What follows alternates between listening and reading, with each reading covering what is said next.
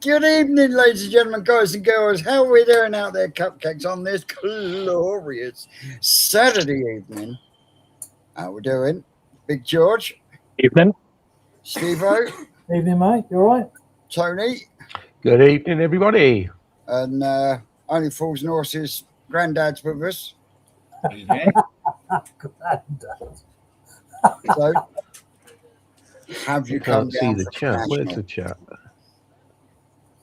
What's happening? Say it again. Have you come down from the National? It was an absolutely fantastic weekend. Yeah, it's good. It Your was good. first ever wasn't national it? weekend, true national weekend, Steve. So, how did you find it this year in comparison to last year? Well, the only difference to last year is the Saturday night. So, Hang on a minute. National was still the same, but the Saturday night entertainment was new. Hang on a minute. Last year, you wasn't a YouTube celebrity like you are now. So you must have had a completely different experience this year to what you had last year. It was different, yeah. It was different. It's nice to meet so many people actually that recognise you and say they watch the stuff. So that was really cool actually. So it's good. It's good to put faces to names. Whether I ever remember those faces and the association with those faces and names, I don't know, but I'll give it a go. It's the hi. What do you comment under? Because as soon as you know what the comment name is, you can instantly click then with interacting with them on the video. Yeah. It's absolutely mental that they know us instantly, but we don't. Yeah. It's very strange. It is mad. So how many rosettes did you take home this year, Tony? 5.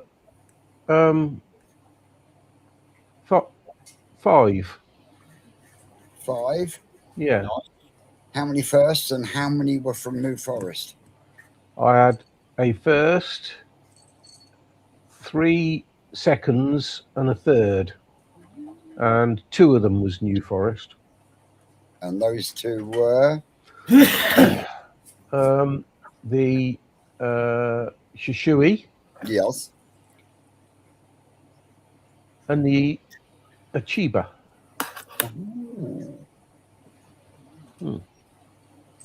Where's pink? Yeah, it's definitely pink, isn't it? It ain't bloody crimson, that's for sure. It was nice to see Dave get an extra rosette this year as well. Yeah, Dave done well. He got a bit upset, but he did do well. Yeah, It's still an improvement to last year, so Mate, so everyone that showed last year that our YouTubers either did as good as or improved this year. You've just had a load of chicken. Go away. He's in the shit already. It's only been 5 minutes. He's in the shit. Jesus Christ. We are. No, I haven't given him dreamies. We are exactly 3 minutes and 40 seconds into the show, and Tony is already being told off by Mark. He's had his first bollocking of the evening already. Look at his face. He's like, I don't give a shit. I'm on the live. Yeah, go and play with his toys. Go on.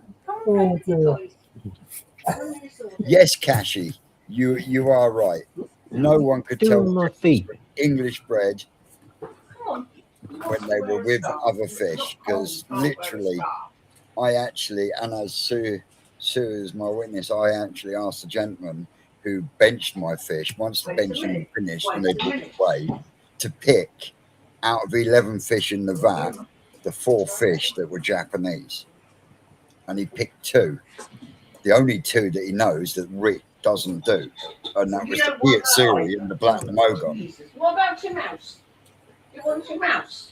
One of mine was benched as a Yamabuki, but it was really a Ginrin Karashi Goi. Yeah, I had that as well. I had that with the, even though I did get a third with What's it. up with you?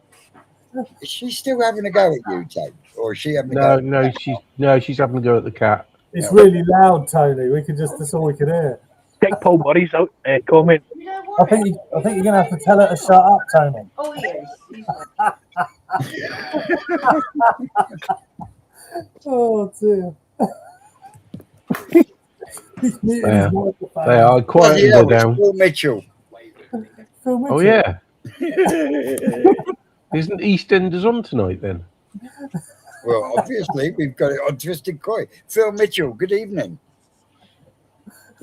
How you doing, mate? You all right? All right, pal. How are we doing down there? Yeah, good. Thank you. Mate, Sorry. I was gutted you didn't make it on Sunday. Oh, I had a job list. I thought I'll get that done Saturday, and then it just. Mate, Yeah. you were just too busy and got carried away with your tractor and your dumper again, didn't you? No, I didn't know. Literally, honestly, I've got loads of jobs. I'm trying to get everything sorted. Everything will just come round too fast, and it went. You showed me the Yeah. photographic evidence that you went a bit OTT with the digger again. Yeah, get it done. Get it done. It's nearly there now. It's 95% done now. I just got a few bits and bobs to do on it, and then, yeah.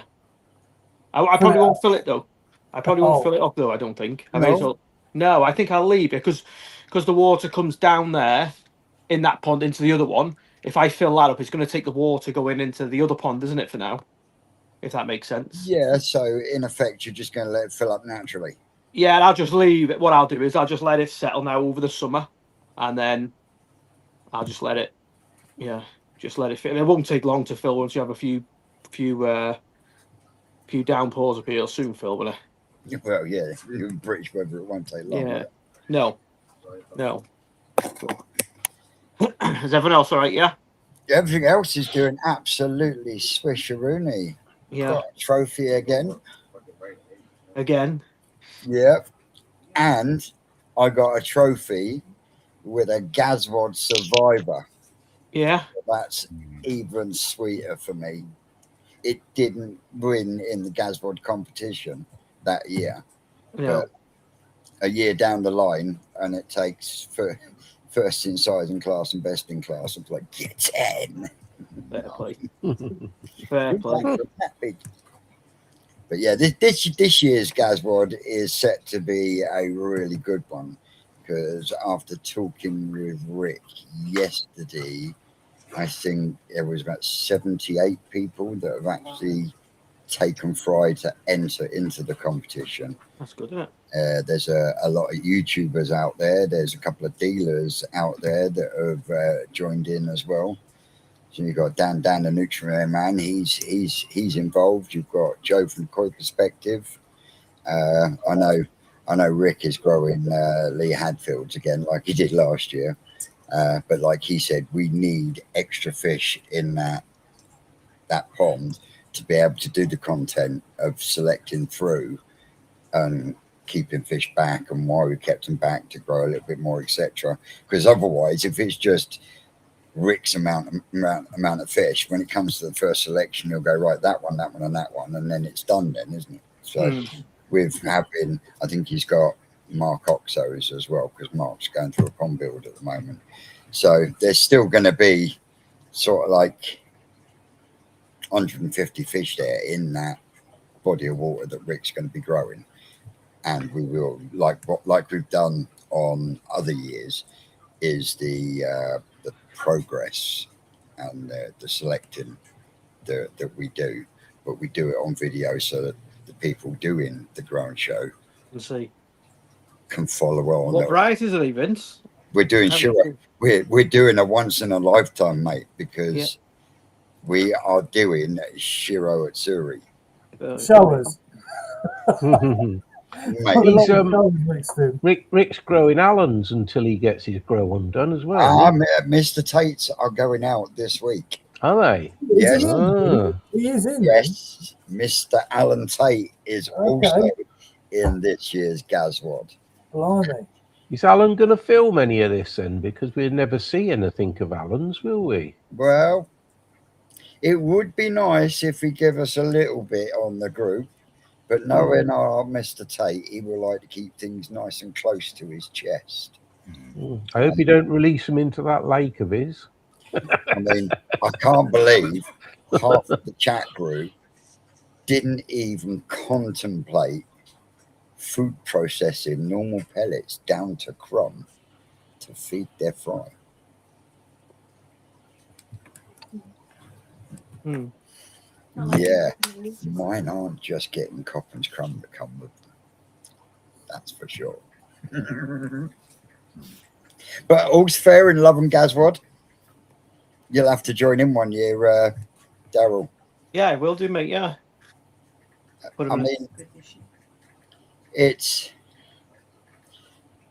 we enjoy it. One, because it puts everyone on a fair. Yeah. on a level playing field, because everyone's getting sort of like the same fish, and then it's down to your husbandry, your eye, what you perceive as good, what you perceive as bad, you know.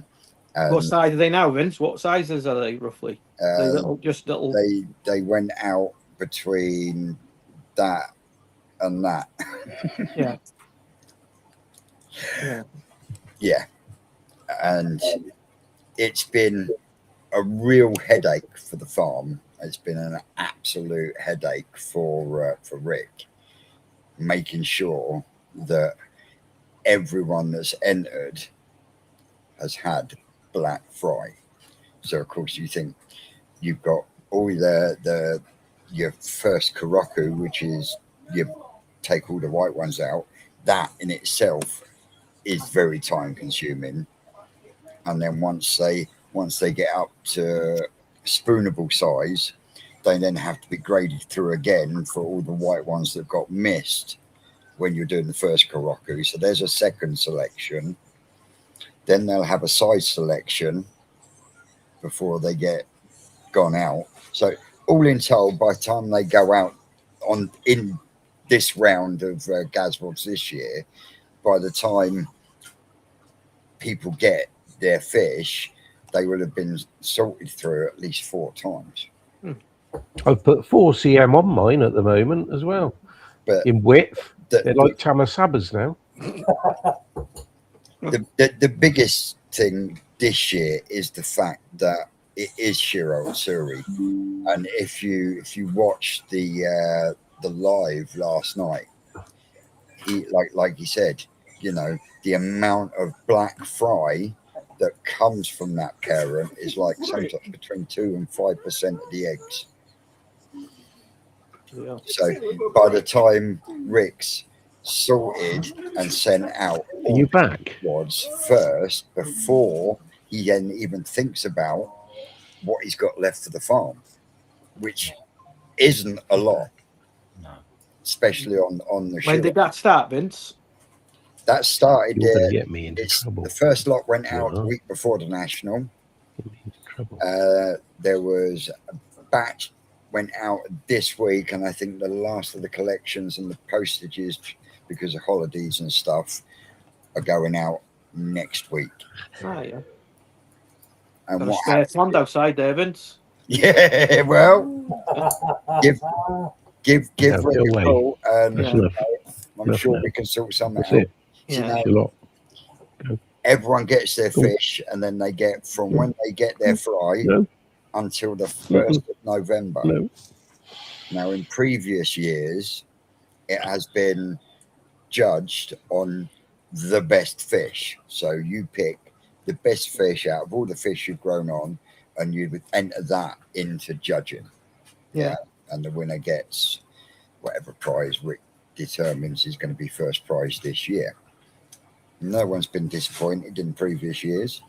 But on top of that, Mr. Tate has also added, he will put a prize in for the fish that is entered that has the best potential for the future in their eyes.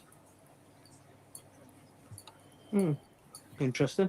So it's another little twist, and like Mr. Tate has said in the past, he's never heard of a Japanese breeder, let alone a British breeder, giving away black, unselected Shiro Atsuri fry.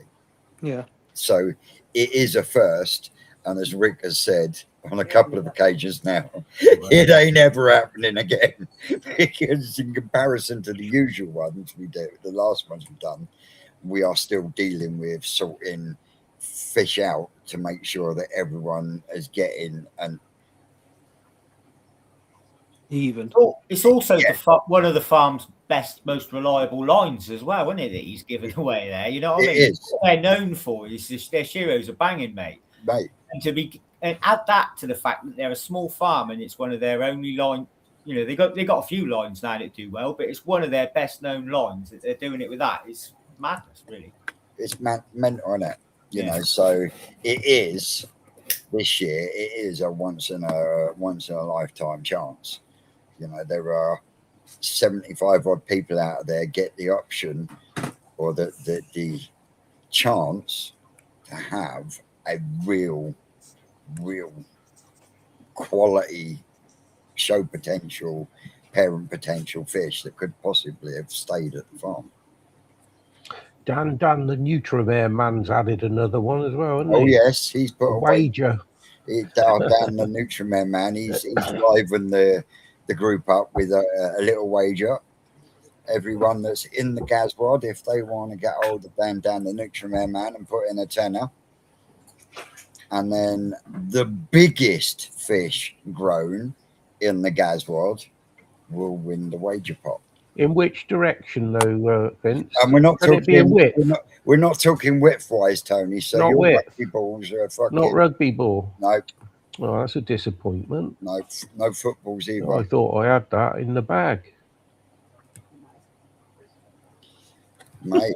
What size pond you got putting yours in, Vince? Oh, yeah, mine are in. Yeah. Yeah, I got mine. They're in the Frankenstein pond. Oh, it's Susan. Susan's taking control of that at the moment. Oh, Yeah. Like last time I got you've seen the round pond that you've been outside? Yeah. So that'll be empty there. I've got heater and everything on that, so I could put like a fry net and that to start with till I get, because I got like a mesh on the bottom. It's probably like, just trying to think, they're only small actually, the holes, or they're probably only like 2 mil maybe. Holes in the bottom, maybe too small. If it's that big expanse of water, you should be all right. I know, I was just thinking about the bottom drain. Yeah, but if you're not pushing too fast a flow through it with a big expanse of water, yeah, it shouldn't be too bad. No. I might have to down the drain. Forget about growing a couple of weeks, don't you? And then be fine with it. Or you could speak to our previous 2 years winner, our Dave from Orchard Koi, and you could grow them in a tray until they were bigger than your holes, your bottom drain, and then you could let them loose. Yeah, that's what I was thinking, just like a fry net. Or you could find the biggest fish in the competition in your filter. Yeah. I think it's like 1,500 gallon that pond, so it'd be all right, that, wouldn't it? Yeah, definitely. Evening, Gaz, from everyone here at the Saturday Night Live. Our condolences, bud. Yeah, sorry, Gaz. But yeah, that would be an absolutely awesome place to book some, mate. And it also gives another name in the hat. Mm. I'll give him a ring on Monday, or you sort it out and then I'll pay him and whatever. Oh, he's in this year. He's in. I'll do it. Mr. Tate said, sorry, I couldn't come on tonight. Still working. While have you on in the background. I'll come on next Saturday. Absolutely awesome, because I've got some fucking questions for you, boy. Yeah. Show questions. Yeah. Oh, yeah. Yeah. I remember one of them. How my little Ginrin Shiro Beko got fucking benched as a Ginrin Shiro at Suri. I don't know. Did Sean's Matsuba, Eno Matsuba, Akamatsuba, benched as a Ginrin Akamatsuba, and there's no Ginrin in it? I don't know. Not Ginrin, it was Gin. Customer of mine's Issa Showa got benched as a Sankey because it lacked Sumi underneath. Apparently. They did get it changed because Alan saw it and said, "No, that's a fucking shower." So, Yeah, got benched as a gin, Matsuba. I got get benched as a Sankey.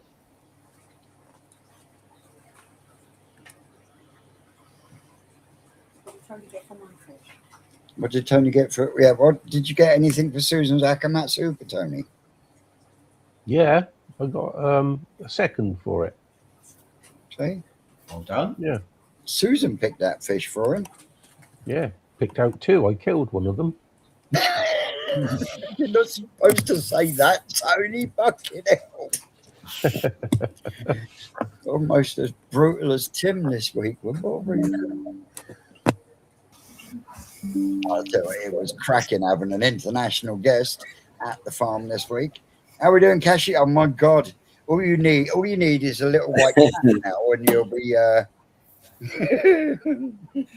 I was waiting for you to take the piss because we've one of the rugby lads. It's the anniversary. He passed away quite suddenly a couple of years ago.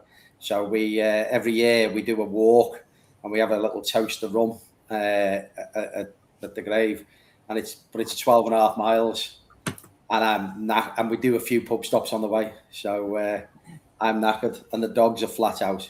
Caroline's out at an 80s doing Manchester, so I thought I'll dial in. You send me the link every week, fair play to you. So I thought at this time I'll jump in because as a bystander to the Gazod and to the show, I think fantastic job by everyone.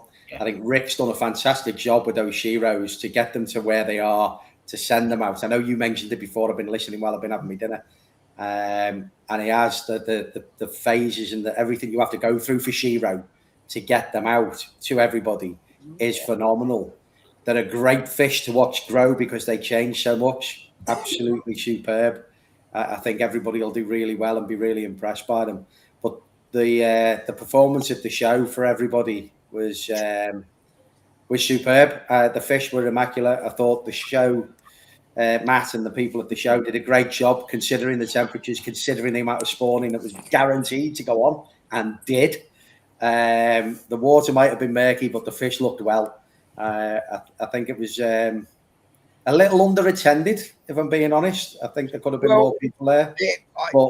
I think that was down to the fact that hang on, we got 2 of Daryl. I knocked one off, so it should have gone off. I don't know what's happened there, mate. Daryl, what you do in your own house is your business, my mate. He just knocked one off. There we go. Good evening, Paul. Could you twist your phone so we could see you fully? Yeah, well, good evening as well to you guys. How are you? Good. We're doing great. Can you landscape your phone? Turn your phone 90 degrees. I don't know how to do that. See, I'm no good with technology. I mean, not only are you good with fish, but I can't do technology. Tell me what to do. Just literally turn your phone sideways. If you're on your phone, that is. That's it. And then, well, Yeah, I've done that. is it? He's not got the auto rotate on. Yeah, He's got it locked. it's going to need some serious IT support this week. Turn it back. We'll leave your portrait. I found the National was a lot quieter on the Sunday this year than it was last year. Yeah. I think so. I mean, it was the temperatures were a bit more manageable, I think, on the Sunday, and maybe the temperatures put people off over the course of the weekend. That's it, Paul. Leave it like that. Fantastic fish on display again. As I say, I think the water team did a great job. Very, very difficult conditions for them. Very difficult conditions. The only thing I would say for the show, I think there were too many wet sails, maybe. I know I spoke to Crafty and he mentioned that. And I think I agree with him. I think there were too many people selling fish this year, which is kind of good for the hobbyist buying fish. But I don't know. Be interested to see what you guys think. I think it was, yeah. Well, I did speak with Alan on the Sunday, and I can see what he was saying when he said that it looked less busy than it was, especially on the Saturday, because they'd actually widened the aisles between the sales tents and the vats by quite a distance. So opening the showground itself up would have made it look less busy than it was, if that makes any sense. Did they not do that last year? They widened it last year. Not that I'm aware of, but we are still waiting for a final count. No, I think it was wider this year than last. Yeah, I don't know. I don't know. They say similar number of vats. Maybe they pushed them back a little bit, the concessions and what have you. But I just pulled up the comments there. So I Joyce and Dan Sharpie's guy, thanks for the mug, my mate. Much appreciated. I might put a video out tomorrow because I've got to do some selection on my own variety. I just say thanks because I don't do that much on YouTube now. I'm knackered, just shattered from work all the time. But I still think they could have. I don't know. There were a lot of wet sales, and it was. And it's good. It's good for the hobbyist because I guess there's a bit more competition to prices. Yeah, definitely. But at the same time, you don't want to force people to have a race to the bottom either. But there was a wide variety of wet dealers what I mean is a wide variety of wet dealers at different price points. There were, and there always is. And you got the likes of Rob Walker and. Obviously, Crafty was there, exclusively Goya there. All the usual suspects are there, and you know what you're getting from all of them, and it's great. And they will do some deals, and I think they're the kind of people. There's still a lot of, and there are other dealers as well. I can't remember the names to mention, and they do some really good deals. And you're right, different price points is great.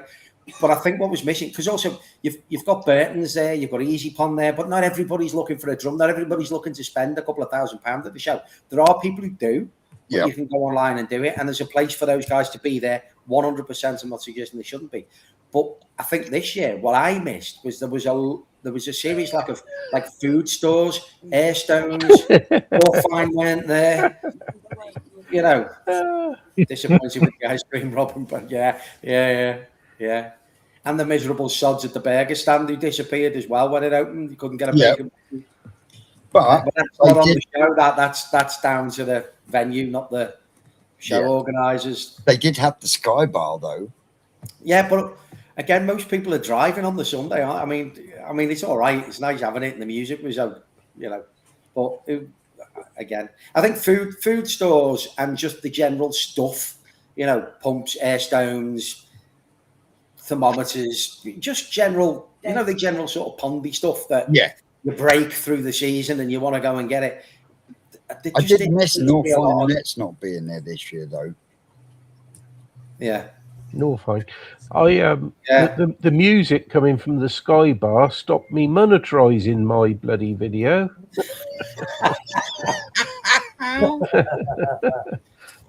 Yeah, there you go. See, you missed out on 75 pence there, Tony. Well done. I did. Yeah. 80p, is it? I don't know. Oh, it was close. I wouldn't have a clue. I'll never be that popular to be monetized, nor do I want to be, by the way, either. But Dan, it was good, but I don't know. Let's see. A nice touch for the patrons, I think, from them as well. That was nice. Yeah. I thought that was good and that was well managed. So, but some cracking fish. I wish I'd taken a few brushes with me and some. Couple of jars, a few eggs. Always room for more fryer cashies. Get a few eggs from some of them vats. Definitely. 80% of the vats spawned Friday night. Yeah. Well, and I mean, it was guaranteed though, wasn't it? If you took a female koi, actually, which most show fish are female, we know that, and it hadn't spawned, it was going to spawn then. Guaranteed. All I know, Tony, you had a few, and Vince, you had a couple as well. And people say, "Oh, my fish have spawned." If they spawned 2 or 3 weeks before the show, that was probably the best thing that could have happened for some of you guys, because everybody was in the same boat. So they're already judging fish that might have lost a bit of body. And in some respects, if you're relying on them holding body just through holding eggs, is that right? I don't know. That's a debate, I guess, isn't it? Yeah. But they were always guaranteed, given the forecast, there was no way it wasn't going to happen. No way. Both Vince's and mine were spawning right up to the show, more or less. Yeah. Well, Vince's kin shower was spawning all the way through the day on the Sunday. But in her defence, she wasn't releasing eggs. The males were releasing milk, but she wasn't releasing eggs. So it wasn't as bad. But you say that about the females, Chip's that. I was going to say that. He only had females, and his females literally just dumped all their eggs. And I mean, they were scooping them out with bloody great big square nets, and there must have been a kilo of eggs per scoop. They had to move them, didn't they? Showing show a male, they should have just thrown it in quick. And really. Even Rick said, I wish I had a couple of bags with me. Tony's was squatting all over the benching team. Said your female was squatting her eggs all over the benching team. Oh yeah, my Shishui. I thought my Shishui was a male. I mean, the shape of it and everything. It's all male, and then it shot a load of eggs in the benching chap's hand. Yeah, it's good, isn't it? I had a handful of eggs. The last time I showed at the National a couple of years ago, I had a Piricina the same. Swore it was male. Put it in the bag to bring it home. When I got it home, the bag was full of eggs. Oh, okay. Yeah. Not then. Yeah. Never know, do you? It is an experience, and I shied away from it for years, but I reckon every hobbyist should experience a show from the showing perspective at least once in their hobby, because it is a completely different experience. And like the Gazod, I'm still learning every year, especially when it comes to the showing of the fish. Yeah.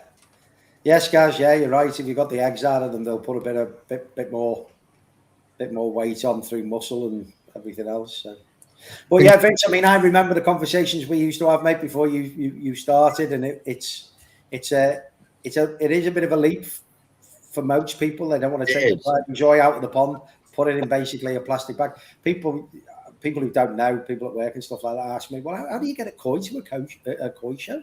I said, like you put a goldfish in a bag at the fair, only it's a bigger bag, it's better protected, etc. But it's still the same thing. To take your fish that you spent a lot of money on, your pride and joy, you look after your pond and everything else, to do that is a significant leap of faith in your own ability, because bagging fish isn't the easiest thing in the world. No, I was going to say you can get damaged just netting and bowling them and bagging them. Yeah, 100%.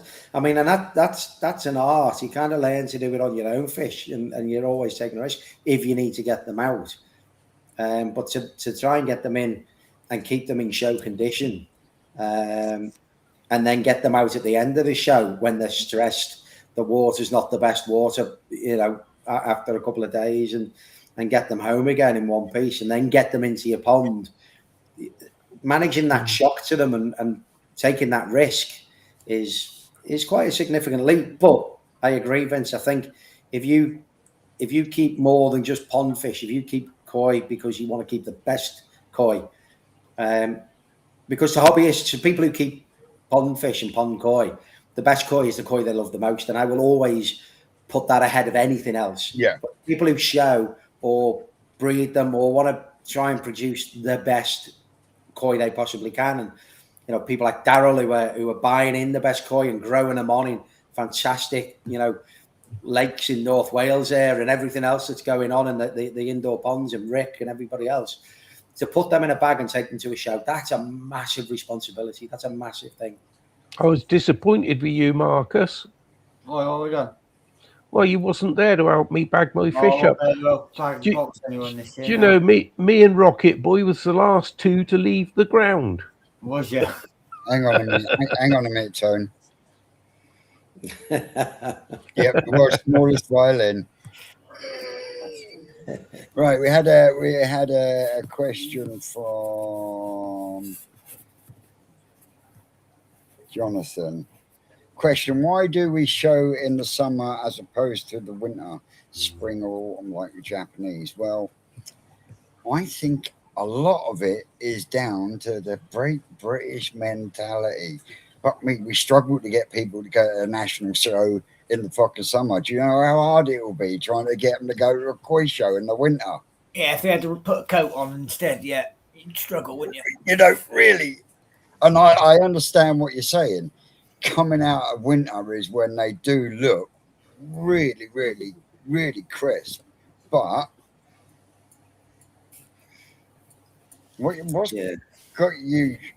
Mind you, they're talking about making it earlier, aren't they? Thinking about it, at least thinking, I would say. Yeah. Did you know that Dainichi does chicken? I didn't until Rick showed up Friday night with Dainichi koi box full of fried chicken. He did indeed. By the way, I'm just going to add to what I said a little bit earlier. Why we took so long is we took a lot of care over bagging our fish up at the end of the show. There was a guy, you know, about two vats away from Rocket Boy, and he got his bagged up on his own in sort of 10 minutes flat. And I said, blimey, how did you do that? He said, oh, I don't really care going home. They've done their job now. I took care bringing them. And I thought, that's a funny attitude to have, isn't it? Yeah. Surely you take care of them both ways. Yeah, but I bag mine separately when I'm going to the shows. Just make sure, dotting the I's, crossing the T's, that there's no fin damage from clashing up against one another. But when it comes to going home, me personally, I want them in that bag and that box as quick as I can to get down the fucking road to get them in the pond as quick as I can. So the smaller fish, they get bagged in 2s or 3s. Yeah. The bigger ones stay as a single bag, but all the smaller fish, they get bagged together. Fuck it, off you home, getting back in the pond. Yeah, I mean, all I do is take off my watch and I just keep my wedding ring on. Take my watch off, so you got nothing there to damage them. And in those things, you just get your bag in, and you can be careful, but you can be quick. Yeah, if you need to be. But there's nothing wrong with taking your time either, Tony. Doesn't matter being the last one out. If the fish get home and they're happy, then that's the main thing. Well, I just wanted to take care of both rockets and my koi. You know, I wanted to get them back in good order. He needs to sell me that Kujaku. He needs to sell me that rubbish Kujaku that never wins anything. Oh, the one that. Oh yeah, we won't go there. The one that didn't. The one that should have possibly taken a prize and didn't. You talking about the one that jumped out the bowl before it went back in the pond? No, did he? The big one. I've not seen his video, so I wasn't aware of that. So apologies, Dave. Did he? The big Kujaku. Oh my God. He also lost his Shisui as well. That jumped out. I saw that in the group actually. Yeah, that jumped out. I didn't realize he lost the Kujaku. He's got jump guards that are like 18 inches fucking deep. Jesus. And he got over that. Bloody hell, fire. Tony will tell you, Rocket Boy's jump guards are about fucking 16, 18 inches. Yeah, they're quite tall. Yeah. You know, which is where it does make me chuckle. And on some ponds, it looks pretty when you got this little strip of 4-inch glass going around the pond. Leap that easy, wouldn't they? It's my jump guard. Stop the fish from jumping out. Yeah. I've seen many a video posted on YouTube where you see a koi's gone and hit the corner of the pond and gone straight up that corner, gone about 3 foot up in the air, and then landed on the fucking path. Mm. Yeah. Oh, gutted. Yep. Gutted. Didn't know that, Dave.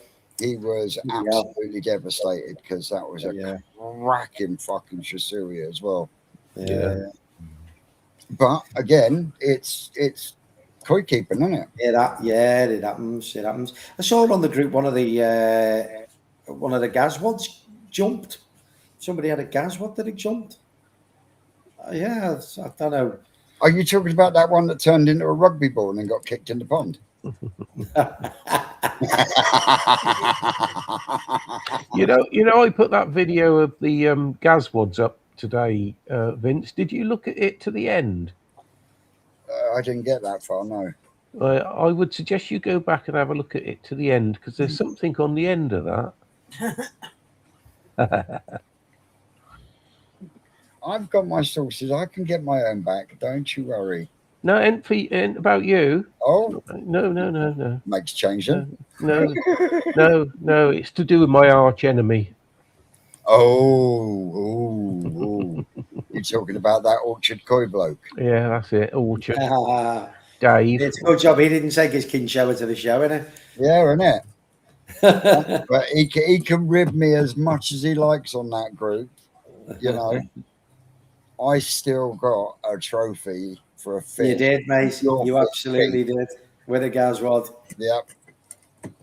That's With it. the Gazod. Yeah. There was some cracking fish came out of that. I think people are going to be amazed with these Shiros. You just give them time and it's let them... trying to get across the need for patience. There's a lot of people out there already talking about culling, and I'm like, no. I was encouraging them. That bit for the moment has been done for you. I was encouraging them, Vince. I know you were. But at this stage of the Gazod for you guys, what you want to be looking for is anything that has got a visible defect. So if it's got a short gill plate or it's bent, then yes, cull it out. But you want to wait until they're a good couple of inches before you start thinking about which ones you want to keep and which ones you don't. My suggestion is wait until Rick does his first selection. Yeah. We had a couple last year that did their first culling beforehand and got rid of some good ones, didn't you, Tony? I did. I got rid of all my kahakus, didn't I? I didn't think they was part of the competition. I thought it was all about Sankeys. It's like this year's Gazod. We have already had people going, I can see Benny on my fry. Why have I got Benny on my fry? The reason you got Benny on your fry is because there is Showa in Shiro genetics. Yeah. Now, the dad is from the Godzilla bloodline. Now, the Godzilla bloodline has a lot of Showa genetics in it. So you will get Showas. You might even end up with a nice little Tancho Showa. But just because it is a Shiro spawn that you're not going to see some Showa or some Benny showing up. Now, Rick has said that you'll find some of the better Shiros have actually got Benny underneath the black, which is what makes them look as black as they do. So don't go rushing in too quick to thin your Gazods out. That's all I'm going to say. Definitely. It's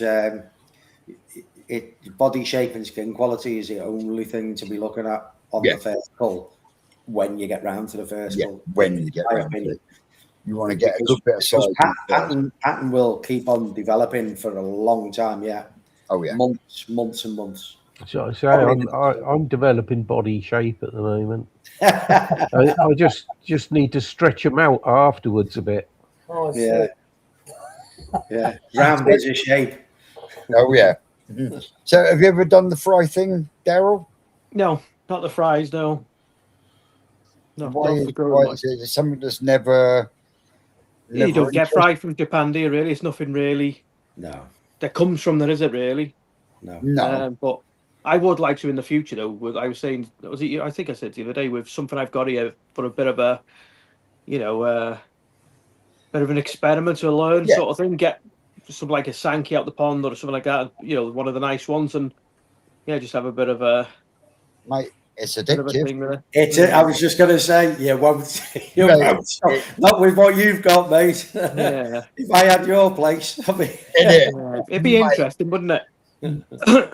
So, like I said, maybe sort of if I could sort of program it in for when, say, Saito come over and he could do like the selection for me, couldn't he? Like get rid of the bits. Be quite clever, wouldn't it?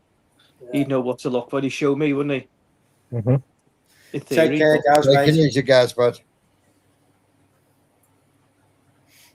But yeah, it's something like maybe in the future.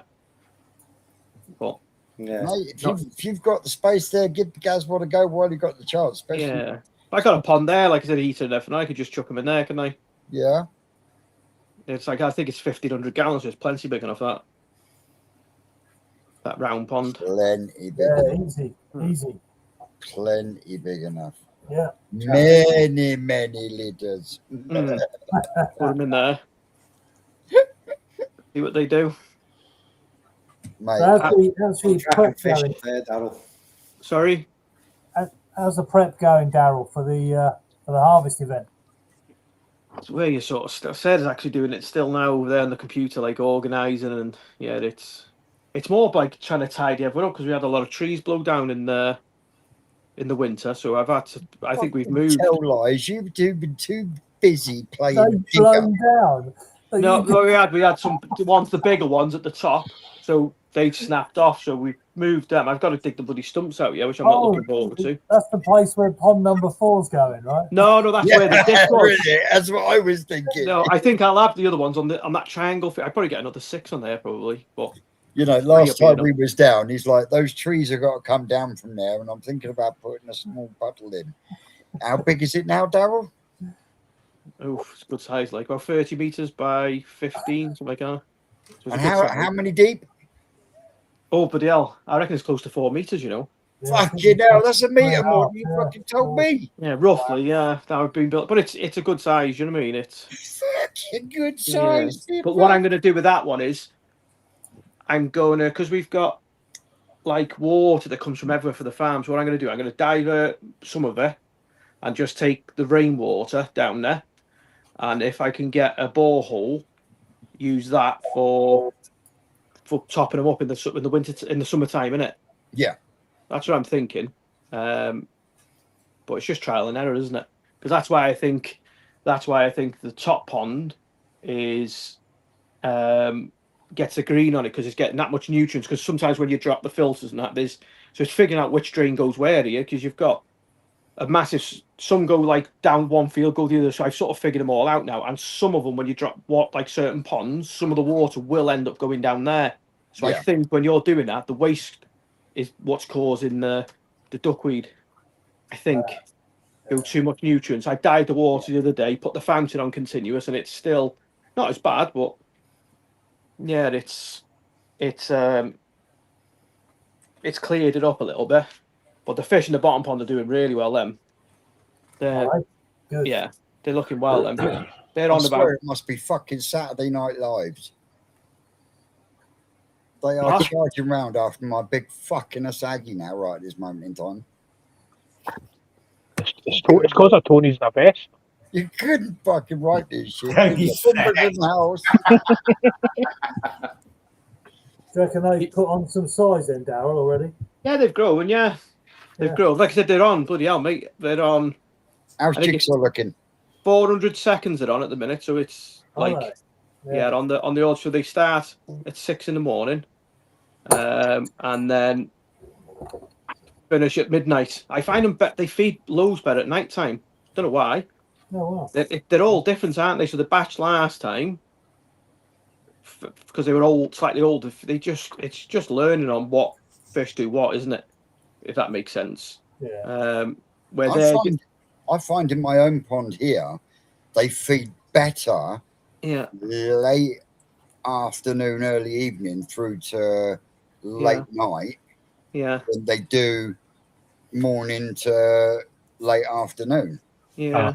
Mine feed better from about 2 o'clock to about 7.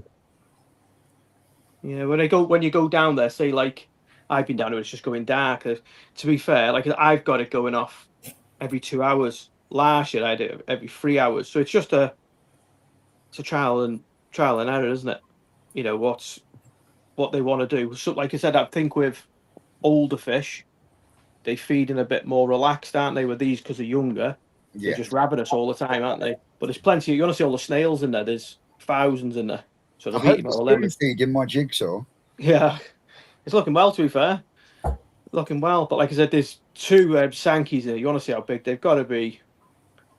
I reckon they'll be, and this is just looking in upon 46, 47 probably. So they look at, you know what I mean? They look massive. Do you know, like they're swimming on the water? It's like, wow, okay, really impressive. But they change so much, don't they? You know what I mean? They're constantly changing, aren't they? Like, you know, you're looking at some of them had like heavy sumi on them. Some of it's dropped off, and some of it's because the water down there, like I said last year, the sumi that come up on the fish was beautiful. Yeah, they were black, weren't they? Like, you know, it was amazing, wasn't it? So it's a good pond, that. So what I'm going to try and do is with these two is do the same as what's happening down there, if that makes sense. So get rid of one. There's two water sources that go down there, and then I'm only going to take the water that comes off like the barn roof, say the big barn roof. So what I'll do is the pipes that come out of there, I'll just divert them another way and then drop that one in there, and then use a borehole, because that's what I'm going to use. Get for inside, because we use that much water. It's just on a meter. It's just too costly, isn't it? Yeah. So So if I do that, I think it'll be big outlay, but I think that'd be great, wouldn't it? If you have like a big tank set, if you have a big tank set, so like 25,000 litres in, and then you can just have a pump and just pump it straight to the pond, it'd be, you know what I mean? It's definitely. That's sort of the plan. If you're gonna, I'd like to have like the top ponds is have like a 1.5-inch alkathene in each one, so you can literally open them up and just have water. So say for instance, you can have one day, one the next day, next day. So by the time you've done that, say, be a week, wouldn't it? And you could do the other one. Yeah. If that makes sense. So they're not all running into each other. So when it goes, if you think about it, it goes into the first pond, doesn't it? And then all the waste or whatever on that one, then it goes to the next and next. By the time it gets to the last pond, it's getting all the water's not as good as the first pond, is it? That's how I sort of think of it. But whether that's right, I don't know. But the water in the bottom pond, it's just like glass. It is in that bottom pond. It's probably gone down about 2 inches. The water thing's just stopped it as you're there trickle in of that spring. But you know, it's like I said. What was it last week? It's like 38 degrees, so it's going to in it. Do you know what I mean? So it'll start back up in the next couple of days, hopefully. But interesting. But I can't wait now to get them out already. How many tickets have you sold, Darryl? Has it been going pretty good? Yeah, to be fair, it's doing all right. Sarah's actually going through them all now. So it's like last year, it was more like, I think it was later going out last year, wasn't it? I think. So it just literally was like loads of people sold. But we've sold quite a lot for camping. But like I said, we've got to be quite, we said about the camping side, we've got to be, so anyone that wants to camp, book on quicker, because at a point we will have to sort of like stop it when it gets too much. There's only so many tents you can sort of fit on there, isn't it, really? I know you can go further, but it starts getting a bit hillier then, doesn't it? Yeah. You know what I mean? The blood rushes to your head a bit when you go to sleep, right? Stuck in one side of the tent. Roll out of the tent. Yeah. But yeah, it's like I said, it's I've got to get a few more. So what the plan is this year, which I didn't do last year, I'm going to bring pretty much a lot of the stuff that's indoors, out. So all the bigger stuff and stuff like that, I'm going to bring them out. Just need to get a few more vats. I was looking the other day there's a company in Standbatch. I don't know if you've seen them do vats. They look quite good. What they call was it C&W, Sarah? C&W, they do like the pond vats and stuff like that. CWD in it, yeah. Yeah, but they were, I noticed them the other week, they were like cheap as chips, and then all of a sudden the price has gone up, like it's doubled, like because obviously they've done it out there for people to get that to know, and then obviously gone up. But might ask him to come to the show with the vats and singing that, and then might get a bit of a deal if I buy 10 or 15 off him, mightn't I? Yeah. Tell him it's free advertising. Yeah. Because like I said, that's the plan. He's got a YouTube channel, hasn't he? I can't. What's the guy's name? Is it Chris or Carl or? I'm not Carl. too sure, mate. Carl at CWB Bonds. It's CW. Yeah. He's a nice fellow. Yeah. I don't know him personally, but They look quite tight. The vats look like I said. I bought some good job. square ones off. I think it was a Temu. Yeah. Well, like I bought them off somewhere anyway, and they were brilliant. You know, metal framed.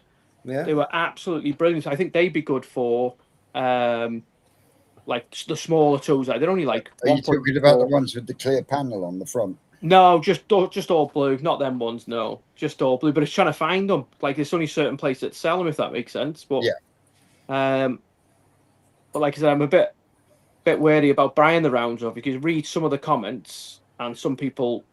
Aaron's saying they do trade prices. Okay. It might be worth giving them a call. Like I said, I could even say to them if they wanted to come up as well on the event day, because it's just something different. Do you know what I mean? It's more. Who else have you got coming to the event day? We know Tim's going to be there. Saito and his son's coming. Mr. Tate's going to be there. Alan Tate said he's coming. So like I said, we're going to do. There's quite a few things that we're going to be doing. So we're just in the talks. Well, trying to get Evolution Aqua to come. I spoke with Steve before. Perky's got something lined up, which is quite good.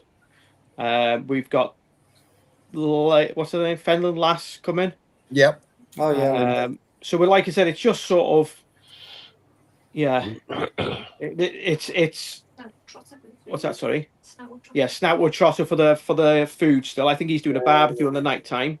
Yeah. So they're staying behind to do a barbecue, and then I think he's doing the morning breakfast, isn't he, Sarah? Is he? I think. No. Okay, no, he's not yet. Okay. Yeah, hog roast and the barbecue, because it was a thing when he said that he'd do one, say, like for instance, for the people that were staying over for a breakfast bap and stuff like that. But obviously, just got to get the right numbers for him to be worth him doing it, if that makes sense.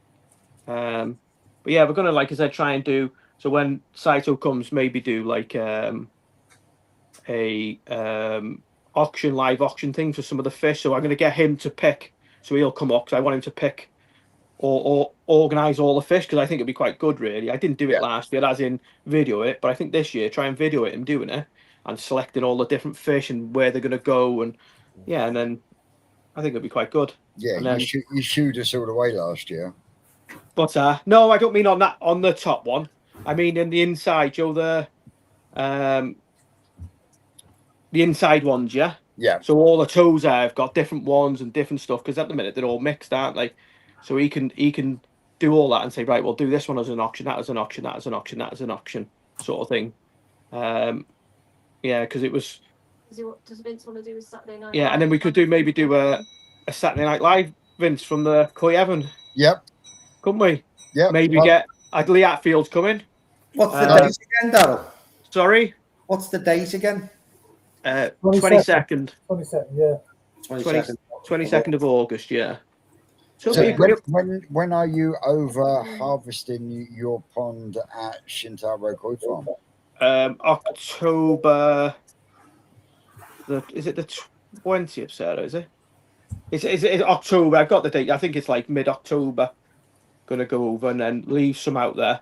And I am debating about next year, which I think would be really good, is if I get, which I will, I'll get another couple of ponds done, say, for the top ones to carry on the events, because the new one I've just built a good size. So if I did that, and then I'd like, if I could find a meter koi to bring over, put that in the bottom pond with all my big fish, so it's sort of like a,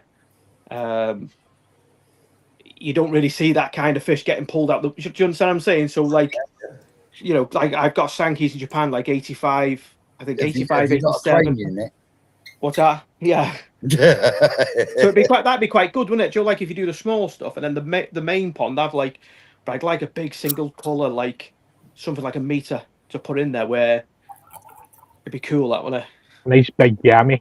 Yeah, it'd be cool, wouldn't it? Something single, just something really, and then put all the, because there's some of the stuff inside now there, like the Sankeys that we got in there, probably up to 75. So put all the fish like that out, all like even like the tancho, that tancho, Danichi tancho I've got there, the Omasaka Shira, all the big stuff. Put them all out, and then be quite special, that wouldn't it? Like, you know, bringing them all back out, it'd be quite a thing to watch, that wouldn't it? I reckon it would do them a fucking world of good as well. Yeah, it would. It was. Yeah, it wouldn't do for me. For my heart, like watching them in there all the time, like if we down there was be done all the time. But mate, the amount of fucking security you got on that bottom pond. Yeah, I know. If anything gets in there, I fucking take my hat off to him and say, "Fucking help yourself." Well, I'm gonna have a new. Because I've never seen fucking security like it around that pond. Yeah, you just got to try and do your best, haven't you? Mate, I think there's like 10 best and like Fort Knox. Yeah, and that I think it's pond is Fort Knox. Yeah, I think there's 10 runs of main wire running around it all from 75 mil all the way up to like a meter. So, do you get many otters up there? Because you've got a river, haven't you, already? Yeah, not this time of year. No, I haven't seen it, but I reckon in the winter time you would. Yeah. Yeah. I reckon in the winter time, but it doesn't really run that much now, if that makes sense. It does, but it's not like a massive. But in the winter, it's massive. But we are going to put a proper fence around it all eventually, because I want it. My OCD can't handle the fences in certain places. I want it right round the whole piece, and then just wire the ponds in, if that makes sense, so nothing can get in. Electric fence the fence on the outside, then dig it all in properly. Yeah, that's my plan. That's my long-term plan. But like I said, it's superb, mate. If anybody in the chat has never been up to Daryl's place, I haven't. Honestly, it is superb. It's every koi addict's fucking. And it's only around the corner. I said around the corner. It's only 40 minutes away from me, so yeah, I should go more often. No, it's like I said. It's sort of like it's like a, you know, that's why I wanted to build this pond this time, because I talked about it last year. So I'm going to build a pond, put pressure on my shoulders. I thought I'm going to have to build one, because then at least people come this year, and there's something going. Okay, so it just sort of. We're doing a lot of stuff behind the scenes, like, you know, stuff in Japan, blah blah blah. I'm still doing the house, still doing absolutely everything, and I thought I've got to do a pond, so at least when people come, there's something different. But it looks smart. To be fair, the way it looks because there's 3, one at the top, then you've got the second one. They all drop down. It does look tidy, to be fair. And I was quite shocked by the time I took all them trees out, how big it was. Like, wow, okay, you know, it's quite. Be quite interesting, that pond, and I've done it so it's easy to net. Yeah, that's what I've 4 done this meters time. deep with a fucking slope like this either side. Oh yeah, but it's easy to net, boys. You know, it'd be easy. It'd be easy to net. I've got it all sus. Wait till you see it. Me pipe. I've got proper screw collars, so I can drain it right down to a foot deep.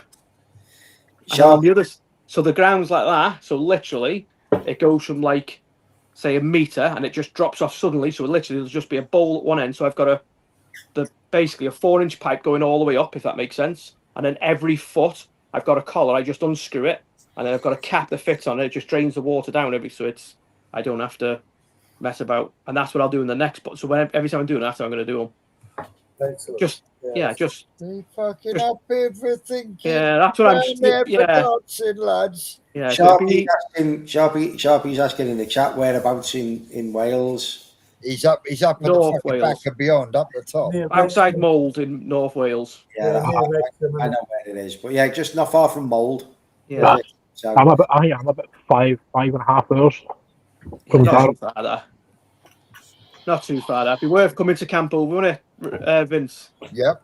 100%. It's an absolutely fucking awesome weekend. I can't wait for this weekend. It's unique, isn't it? So, and we are going to be doing a Saturday night live from Corey Heaven, ladies and gentlemen. It'd be quite cool, wouldn't it? Maybe get Lee in as well. Get Lee, Tim, get a few of us in. It'd be quite cool, wouldn't it? I'm just looking forward to everyone. Like, I was buzzing last year of just like everyone being there and just like seeing everyone enjoy themselves. Does that make sense? Just sitting there. It's just like people sat on bales and they were just talking to like random strangers. Like, I'm from, I'm from such and such, and they're like, oh, and it was brilliant just for that. Like, everyone was just enjoying the day. The only downside to it, Daryl, was that's where I met Vince. Oh, was it? Yeah. Yeah. Sorry, mate. Special needs Wolverine. You'd be fucking lost without me now.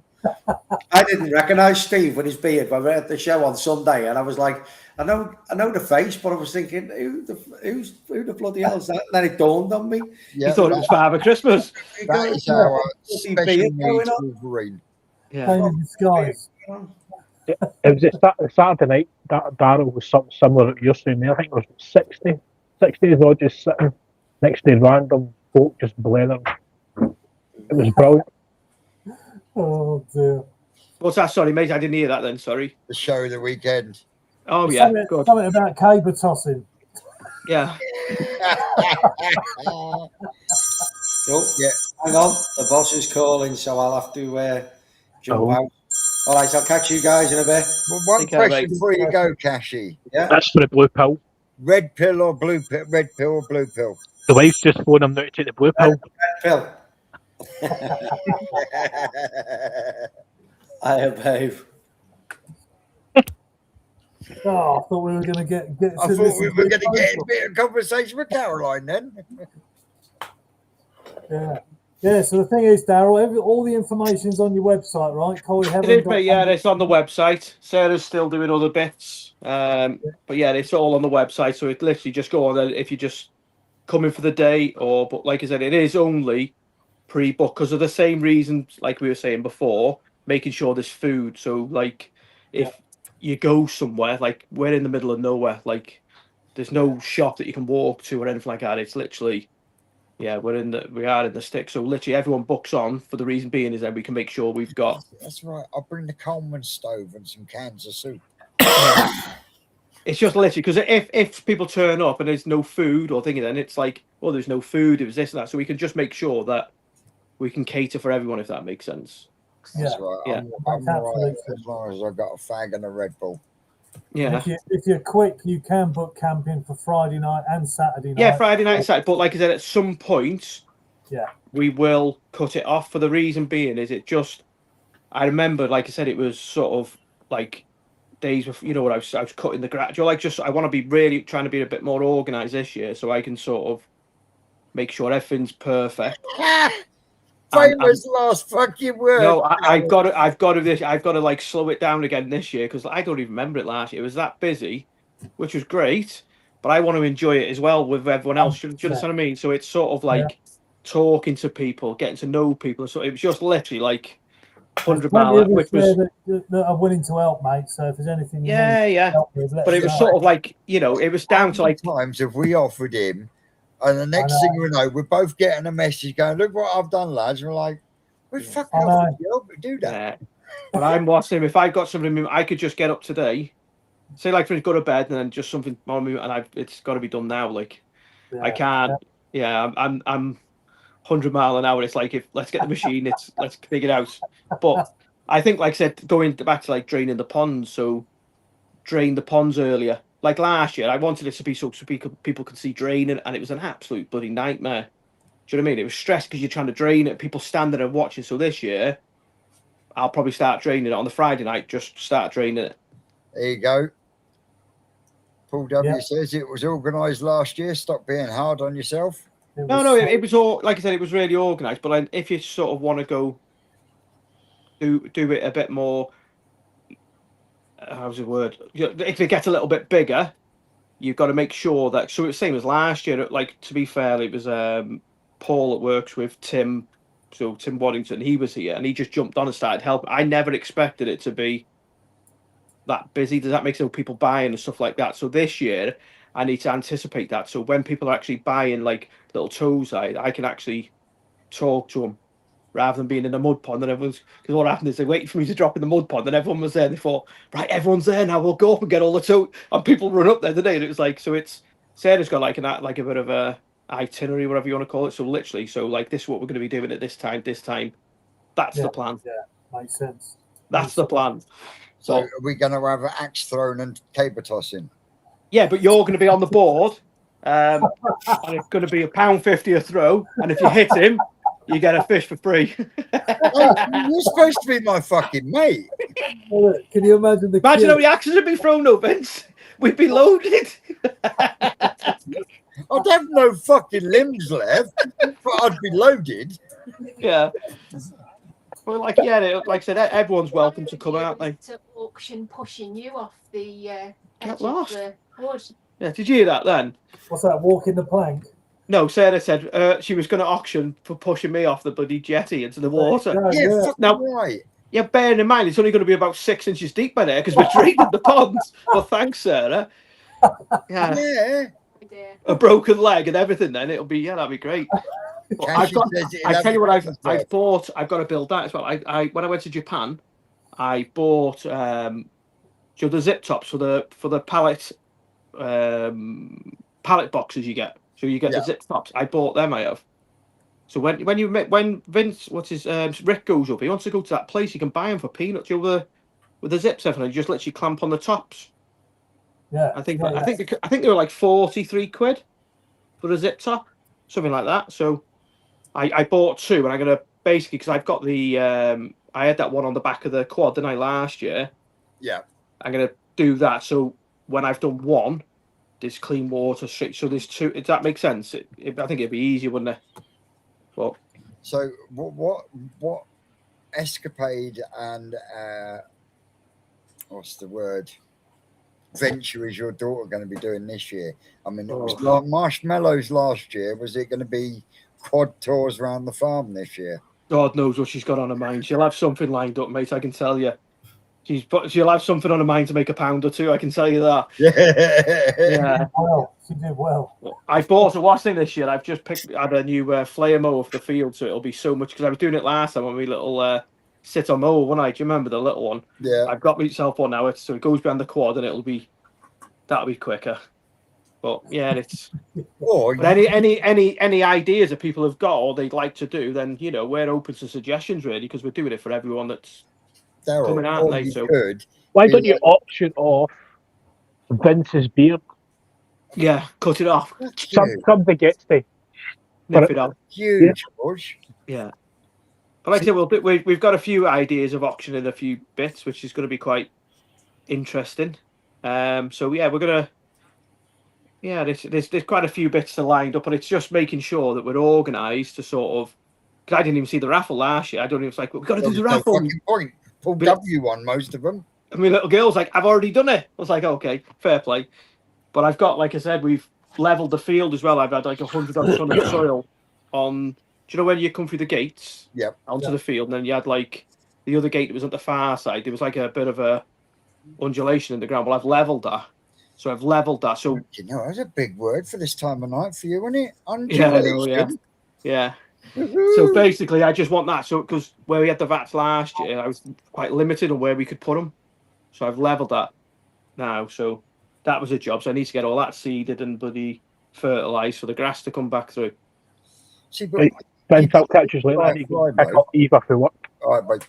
Right. Yeah. See, See you, George. You should have just got in touch with Steve, and he would have lent you his remote fucking lawnmower. Yeah.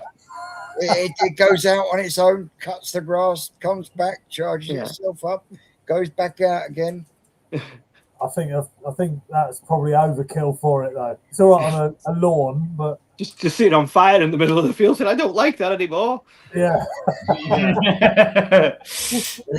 Yeah. I wouldn't mind. I don't know whether to, like, the two banks on the new mud pond. I don't know whether to grass them halfway down, so the water stays a little bit clear. I don't know. Do you like some turf? Just a thought. I don't know. Just something different, isn't it? Yeah. Because the grass is growing. I know this sounds stupid. The grass is growing in that bottom pond. In the bottom on the right hand side. If that's all grass that is under the water, it's like how? Is it? Wow. Yeah, it's grass. It's grass growing out so I'm going to have to put a machine in there to scrape that off. Yeah. Evening, Aaron. How are we? Good, mate. You? Is that all the family just left? Yeah. Yeah. Yeah. All the family down from all four corners of the country at the moment. So they all wanted a place to stay and come and look at the pond that obviously they haven't seen, only on YouTube. So a lot of them was like, "My God, it's miles bigger than the camera shows." Excellent. That's what she said. Yeah. I get on with your filter anyway, Steve. Now. Yeah, good. Yeah, really Has it, good. It's started to mature. Have you still got the other one running? Yeah. Yeah. Yeah. Yeah, So he just needed a university degree on working out how to fucking clean the thing. yeah, that's the thing, isn't it? Cleaning it is. I still have to read the instructions. Yeah. Once you get used, it's the same as anything. You're like, if it's certain, it's yeah. When it's boiling, Daryl, do you take your air vent all the way out when it's cleaning? Yeah. Yeah. So basically, all I do with mine is bottom drain off, pump off, and then literally turn the blower on, so it's literally just blowing, and then just make sure, obviously, if you've got a tap to your waste, then just literally open that, unscrew the whole top, and then just leave it. Just leave it then, and then first thing you do when you come back is just turn the blower off. That's it. And the water level drops while it's doing the clean through. Yeah. Yeah. So then what I do then is put the cap back on, just literally screw it on like a little bit. Then you switch it from rinse to backwash. Yeah. Turn it back on then, and it'll clean and let it slowly fill up. But what I find with mine is, if you go backwash when it cleans, you go to rinse to clean it, and what they say then is filter back on. But what I do is I go backwash, rinse, and then when you flick it back to backwash, you still get bits coming out. So I do backwash twice, if that makes sense, and then back to filter. Yeah. There's something that's not quite right, because the last time I cleaned it, I did get a lot of crap appear in the pond again. Yeah. But where have you got? So when you've got your bottom drain, there's no bottom drain on mine.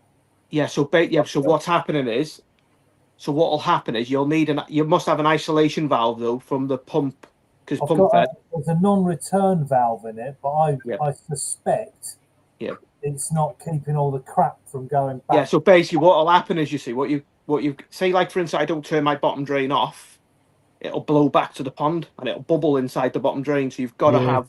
I'm not saying it does, but if you turn that off, then basically what it does then, it pressures and it goes to waste then. Yeah. So maybe what it's doing is just siphoning back to the pond a little bit. Yeah. Maybe. I've got a feeling it's coming back past the non-return valves, because it's just a ball, right? Just a ball in a. Yeah. Trouble is that ball will be going backwards and forwards when you change the process. Yeah, because it's got air in it. It's not just pushing with air. You imagine if it's bubbling, it could probably like keep moving. It could. I don't know. Yeah, well, that's what I think it's doing. So just put an isolation valve on it. Yeah. Okay. And then just put it to waste, and then it'll be fine. Yeah. Yeah. What size is yours? Yours are 30. 36, isn't it? Is it 36? 36, yeah. So yeah. 30,000 pump on that. Yeah. It's a 35,000 litre an hour pump. Yeah. And it's running at about 80%. Yeah. I don't know what you run yours at. I just got mine 35. I just got it running flat out as fast as it'll go, basically. Right. Okay. The optimum of them 36s is 30,000 in it. Yeah. Yeah. That's optimal. That's why I thought I'd run it at 80%, because it's a 35,000 pump. Yeah. But it depends on pipe like mine, even though it's going down. I doubt there's 30,000 getting to it anyway, even on flat out, mate. You're losing quite a lot anyway. Do you know what I mean? But I just run it flat out, and then that's all I do with mine. Like I said, it's because, like I said, the same with the smaller ones. I just do with, say for instance, you find it's just getting a little bit bittier. If it is, you just slowly turn it down, and it'll catch up. Like. Okay. We got one here from Adam's Koi Pond, Daryl. How about charging £1 to guess the weight of a koi in pounds and ounces? The winner gets a small prize. Okay. What's a pound an ounce? Pounds and ounces. So what? So like when you measure a fish, that like shillings and threepenny bits? It's like feet and inches, you know. Yeah, so like say if you get a £20 13 ounce carp or something, yeah. But we could do. And like I said, we could do like I said. So we've got, like I said, guess which is Saito's favourite Sankey. So we could get 10 Sankeys, big Sankeys from out indoors, put them in a vat, and then we could sort of like get him to have a look and then see if we can guess which one that's his favourite and stuff. Do you like just stuff like that? I think it'll be quite interesting, because sometimes it's koi, especially when they're young. So when we were out there in May, he's picking koi, and you're looking going, pick that for, and it was like so interesting. He tells you, he's like, okay, and then when you see what he picks and when it comes out, it's like, wow, okay. So he sort of, it's getting to know, which this time was quite interesting for me, what he was picking. Yeah, it was quite interesting because I think he picked no, it wasn't 30, 25. He picked 25 of his best. He picked 25 out of them. And then he just said to me, pick. I was like, out of these? He's like, yeah. And I was like, I was you're a bit like, okay. And then it was like, yeah, so I could pick out of these. He was like, yeah, you pick. Just pick whatever you want. I was like, wow, okay. So it's sort of like a privilege to do that, really. Because I think there was only 80 piece, 80, I think. That was 80 of the Sankey, like the top one to the left. And then probably out of all, so you got the Sankey Showa, Kahaku, probably 280 fish, maybe, that were going out to the mud pond. That's it out of everything that he was going out to the mud ponds. And literally, he picked his, so he already knows which his 25 best of each ones are. Yeah. And then he said to me, you can pick, and I just picked after that. And then he just said, right, okay, we'll take whatever we want now to the mud pond. So it's sort of, we picked out of them. It was like, but like, I can't wait to go back in October and get them out. It'll be cool. It'll be really cool, that, wouldn't it? Yeah, God, yeah. Mate, your own mud pond in Japan. Yeah, it'd be cool. Yeah, it's cool. Like I said, he sent me some pictures of my other one going in. So we had one of the big Sankeys this time. There was a bit of a mark on it this time. So he said he was waiting somewhere to put it in. So that just went in. Was it yesterday or the day before? So it's gone out quite late, but he just wants to get it right, if that makes sense. It's sort of like a lovely koi. I've had that probably 4 or 5 years there probably, and it looks decent, to be fair. But like I said, he wants to try and get the it's just like on one side the koi is, if one side the koi is like a bit of a damage, if that makes sense. So it's probably like just rubbed on it, something in one of the mud ponds, and it literally just took the colour off. So he was treating it with something, I don't know, it's like a bloody, I don't know what, he had a paintbrush on it, painted it all, and then just put it in. I was like, okay. He said, come out good. It's like, okay. Yeah, you know the score. He knows the score, doesn't he? He knows what he's doing. Well, so yeah, he's been doing it for longer than most of us. Yeah. But like I said, it'll be quite good this time with his son coming as well, because we can ask him questions and he can translate a little bit better, can he? Because his English is really good. It is, Ken's case. Are you coming up this year, Aaron? What date is it? 22nd of August. It's on a there's no show or anything on that weekend. I've done it so there's no shows or anything this time. Aaron. Yes. You look strange. You're devoid of facial hair again. Yeah. It was a clipper accident. Oh no! It's just, do you know when you do that and the guard fell off and they just went like a racing stripe, and I thought, I can't even style this out.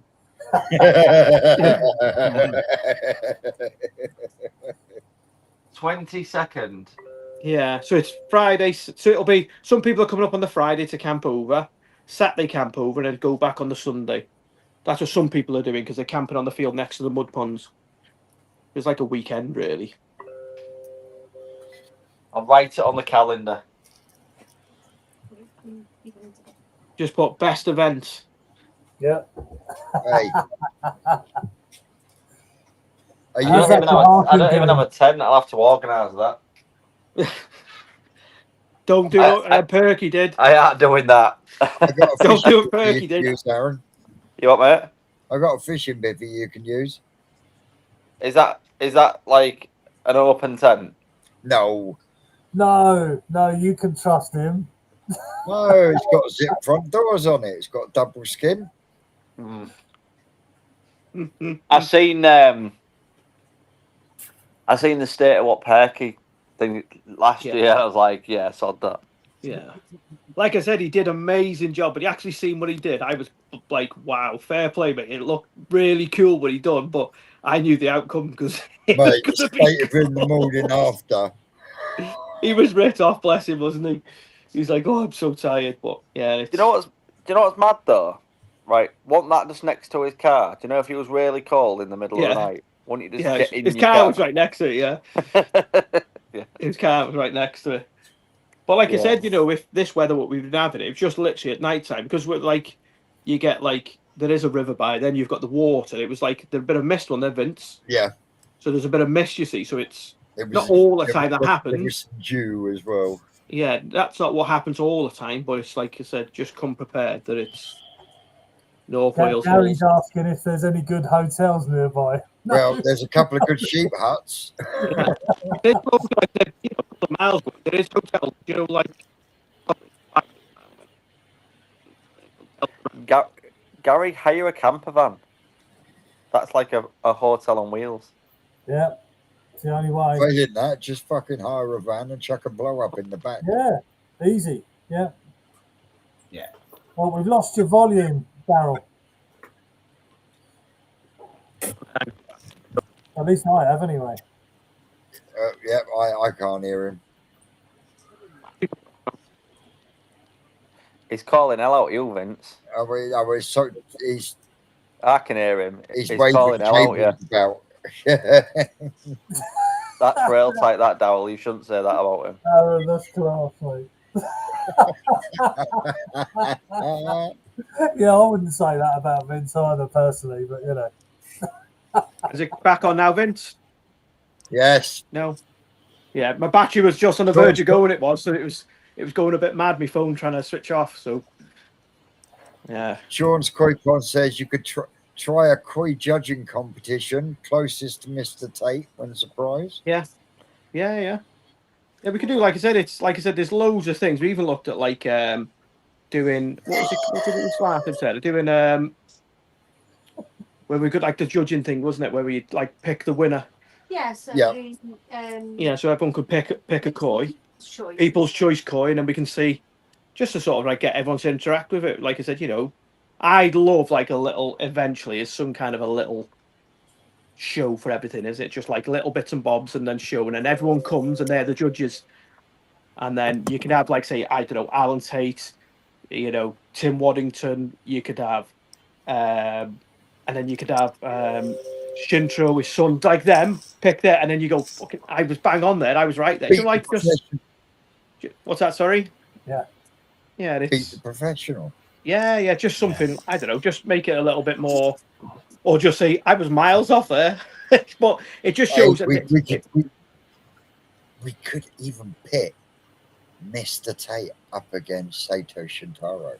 Yeah. See which Get one. Shintaro to pick his top 5 fish and see Yeah. if Mr. Tate can pick out Shintaro's top 5 fish. Yeah. Be quite interesting. You know, it's just something different, isn't it? So everyone can sort of like, because everyone's got a, you know, what they like and don't like, isn't it, in fish? So it's all about opinion sometimes, isn't it, with koi? Do you know what people like? So it'd be quite cool, that would. That's why I sort of like this year trying to level the field and trying to get it all done so we can sort of get some bats out, nice level. Yeah. Make sure there's no creases in the bottom of them bats. No, it'll be cool. It will. I've already got some ones from last year, so they're quite good ones then, to be fair. Yeah. But like Gary I said, Croy 625 says it doesn't have to be a good hotel. I've stopped at the Royal Court. Oh, 40 Towers. But I tell you what I am after, if anyone knows of any, I'd like to buy, really, instead of that, is like, I've seen them, like a big water, like a tank. So they're like 1,500, 2,000 litres, stuff like that. But they can stack. So there's blue ones on, I can't remember what it's called, like Tanks Direct. So you can literally, they're solid. You literally just put them in the barn then and just put like 10 of them in there. And then next, all you do is get them out, jet wash them again, ready to, and then back on. That's what I think that would be easier for me. What do you buy, Marcus? A bit like the blue dolabs that we use down on the farm. I've not seen them, mate. I've not seen them. Yeah. I can think of. But Marcus, you got some, didn't you, recently? The ones the little they're what are they? 300 gallon, I think. Yeah, it's just for like certain fish, you know, like you could get smaller ones. For me, it work out easier. So say, for instance, everyone goes on a Sunday and it's just say me and Sarah. It's easy then just to put the forks on the machine.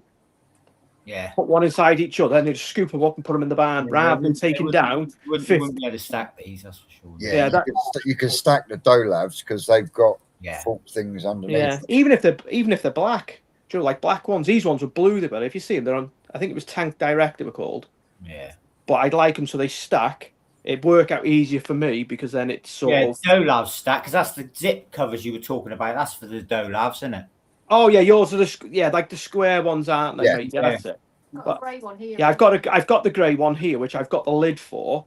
So I'm going to convert that. So the grey one I've got with a lid on it. Yeah. So that can go like, I don't know if it's going to fit on the quad thing, but I can just put it on another trailer, can't I? Daryl says this year, Daryl, the only thing that would make it better is a shorter path cut to the loos. Who's that said that? Full W. Was he? I'll put him as far as possible. I'll put him in the next field across the road. Put his tent next to him, couldn't he? Yeah, no, this year we'll have, like I said, I think we'll have maybe a toilet down that way. We'll sort it. You know, it was overwhelming last year. Like sort of like it just went really. You don't anticipate how busy it was, if that makes sense. So it is at the time. It was just me and Sarah doing it, and then it was like 250 people turned up. It was like, wow. You've Okay. done it once now as well, haven't you? What's that? Sorry. You've done it once now, haven't you? So it's Yeah, not, I have. Yeah, but it's still. is it? Makes it even worse. It makes it even worse because you know what's coming around the corner, don't you? You're like, shit. You know what I mean? It's a bit. But yeah, it's sort of. I didn't anticipate how much help I actually needed in the first one. This time I do, but then it's sort of. It's quite a lot of pressure on your shoulders, making sure it's really enjoyable for everyone, and it's. Yeah, but that's just me. That's just me thinking too much into it, isn't it? Really, you just sort of yeah. It'll be what it'll be, won't it? It'll be good. Yeah, absolutely. Yeah, not good. Yeah, it can't fail really with Another cracking weekend ingredients to add to the crew calendar. Are you coming up, Marcus? I don't know yet. I might well do. Yeah. Yeah, you're always welcome. Yeah, we'll do. Mate. Everyone's welcome. It'd be quite How many beds are in your camper, Marcus? 4. 4. 4 snug ones. Nice one. Yeah. The thing was, though, last year Steve was actually parked next to Perky. Yeah. In his camper. Perky was like camper on his own, mate. On his own, and Perky's like giving a mess outside. He was like, "Gets out in the morning. Oh, you're right there." He's lying in a molehill. Kettle's on. Yeah. Put a molehill on his face. Yeah, all right, Steve. Yeah, cheers, mate. But yeah, it's Daryl. Jonathan saying I did work at HSF where they make them blue Dolabs and they can stack onto each other, maximum weight inside a ton, maximum height high. Yeah. They're the pallet ones them, aren't they? Yeah. Yeah, what I'm thinking of is the round like vat. So it's like a vat. Because I want it, because you imagine if I bring them the big fish from inside, realistically I need something like a giant version of the plastic bowl. Yeah, giant version of the plastic bowl. So it's got to be at least 2.5 meters upwards for them, really, because I want to put them in there like something that's quite. Yeah. Do you understand what I mean? Because I don't want to overcrowd them into the ponds. I can bring them out in the morning. You see. You put them in a Dolab, you're only going to put one in there, aren't you? So. Yeah, that's what I mean. But I'd like them in there. You see, so you can do like I've got a couple of Shiros in there. I got some Shinoda, big Shinoda Hitsuris, the Sankey. So they are really nice fish, to be fair. So it'd be quite interesting to see them out, so people can appreciate, because it's hard in that pond. You're literally just picking fish up, aren't you? When you bring them out, it's like, wow, okay. Yeah. But Steve's fish is looking good. Is it? That's a big fish, that mate. The body on that is. I can't wait to see it. It looks cool. That's a lovely fish. That. You're going to need a bigger pond, Steve. Yeah, it's nice. That might be one for the shows next year. Oh, it's amazing. It's amazing. I mean, like it's like milk. It's that white is. Oh, it's amazing. Nice. And like I said, it's only a young fish. Like I said, so it'll be. What are they now? So they'll be 18-month old. Are they? 8? No, it'll be 11. Yeah, so it'll be like 2-year-old in October, won't they? No, June. Sorry. Tell a lie. It'll be June. So they have June, which is last year. We had the toes out. So when do we have the event? When did you come, Steve? When did you buy that one off me? Or rob that one off me, actually? Yeah, I definitely robbed it. Yeah. Yeah. It must have been April time, mustn't it? Yeah. So that was it. So they were the toes out batch we had in of the show last year, wasn't it? And then I've grown them over. So honestly, it's so impressive. The body on it is insane, really. That's cool. Yeah, I'm But excited. I need, realistically, on that big pond in there, I've probably got 20 fish too many, and there's probably 60 fish from 50 to 85 in there. So there's too many in there, really. The water's still good and that, and I'm still putting that like full thing in there. So like I need to measure it, really. I say 2.5 kilos. It could be even more in that feed. That one feed it does a day, like. Yeah. You know what I mean? But realistically, it needs another 20 taken out, really. They're my sort of thing, but they're looking good, though, they are. Darryl, Stephen Briggs is saying a large cattle trough would suit what you're looking for. Yeah, that's what I mean. Sort of like them, like, you know, as long as they're like, Joe, for like, it's more like you get like toes eye and the small knee size, stuff like that. So you can sort of, when I want to put them out, you'll put them out at like price brackets, aren't they? So you're not like so easier. What everyone's looking for, they can just be set out, can't they? That's my sort of thing. But they are cool. Them troughs, they're quite decent. Like I said, even if I have to, realistically, what I'd like is them CW. What is it? CW. CWD. Yeah, I'd like some of them. Like I said, I should speak to them, really, because I do need quite a few of them, and then even invite him to the show so he can introduce himself, because they'd be really good for people that are doing like pond builds and stuff like that. They say, you can buy one of these. He did 2.5 meter ones, I think, I saw, didn't he? Some of that. Yeah, there's something like that, mate. Yeah, I think mine, the big ones I've got are about 2.5 meters. I think the big ones I've got. All I could do with them, but I ain't got the space. Yeah, that's what I mean. So if he comes to the show, and like if I had a few of them set up and stuff like that, obviously buy some off him, it'd be quite interesting. So then he can like introduce himself to people and sort of. That'd be quite cool, wouldn't it? To sort of, it's just a thought, isn't it? Really, it's someone different, isn't it? And I'm not too sure whether Northine Net said he was coming this year as well. I can't remember now. I'm sure he said. It'd be good because he wasn't at the national this year. Yeah, I did speak to him, and I also spoke to Watson, but he said he was busy, which he'd probably like to come. He doesn't know who's the. Oh, what's his name now? Aeration. Do you know the guy who does like the aeration? Aqua aeration. That's the one, mate. That was the one. Yeah, I spoke to him because I need to do inside mine. So because I've got 1, 2, 3, 4. I've got 8 air pumps in the back running just for like bottom, like the air bars and stuff like that. But I don't think I'm getting the full use out of them properly, if that makes sense. So I want him to build me something so every pond is running properly with the air, if that makes sense. Because I've made my own air bars, and I just literally at the start, I did speak to him at the start, but with like finances sort of like investing so much money into it, I was trying to sort of be quite a bit more savvy and using what I've got, if that makes sense. Yeah. Because you can just, where do you sort of stop, isn't it? Do you know what I mean? It's, you know, you're throwing money at something anyway. Yeah. But my air bars work really good, to be fair.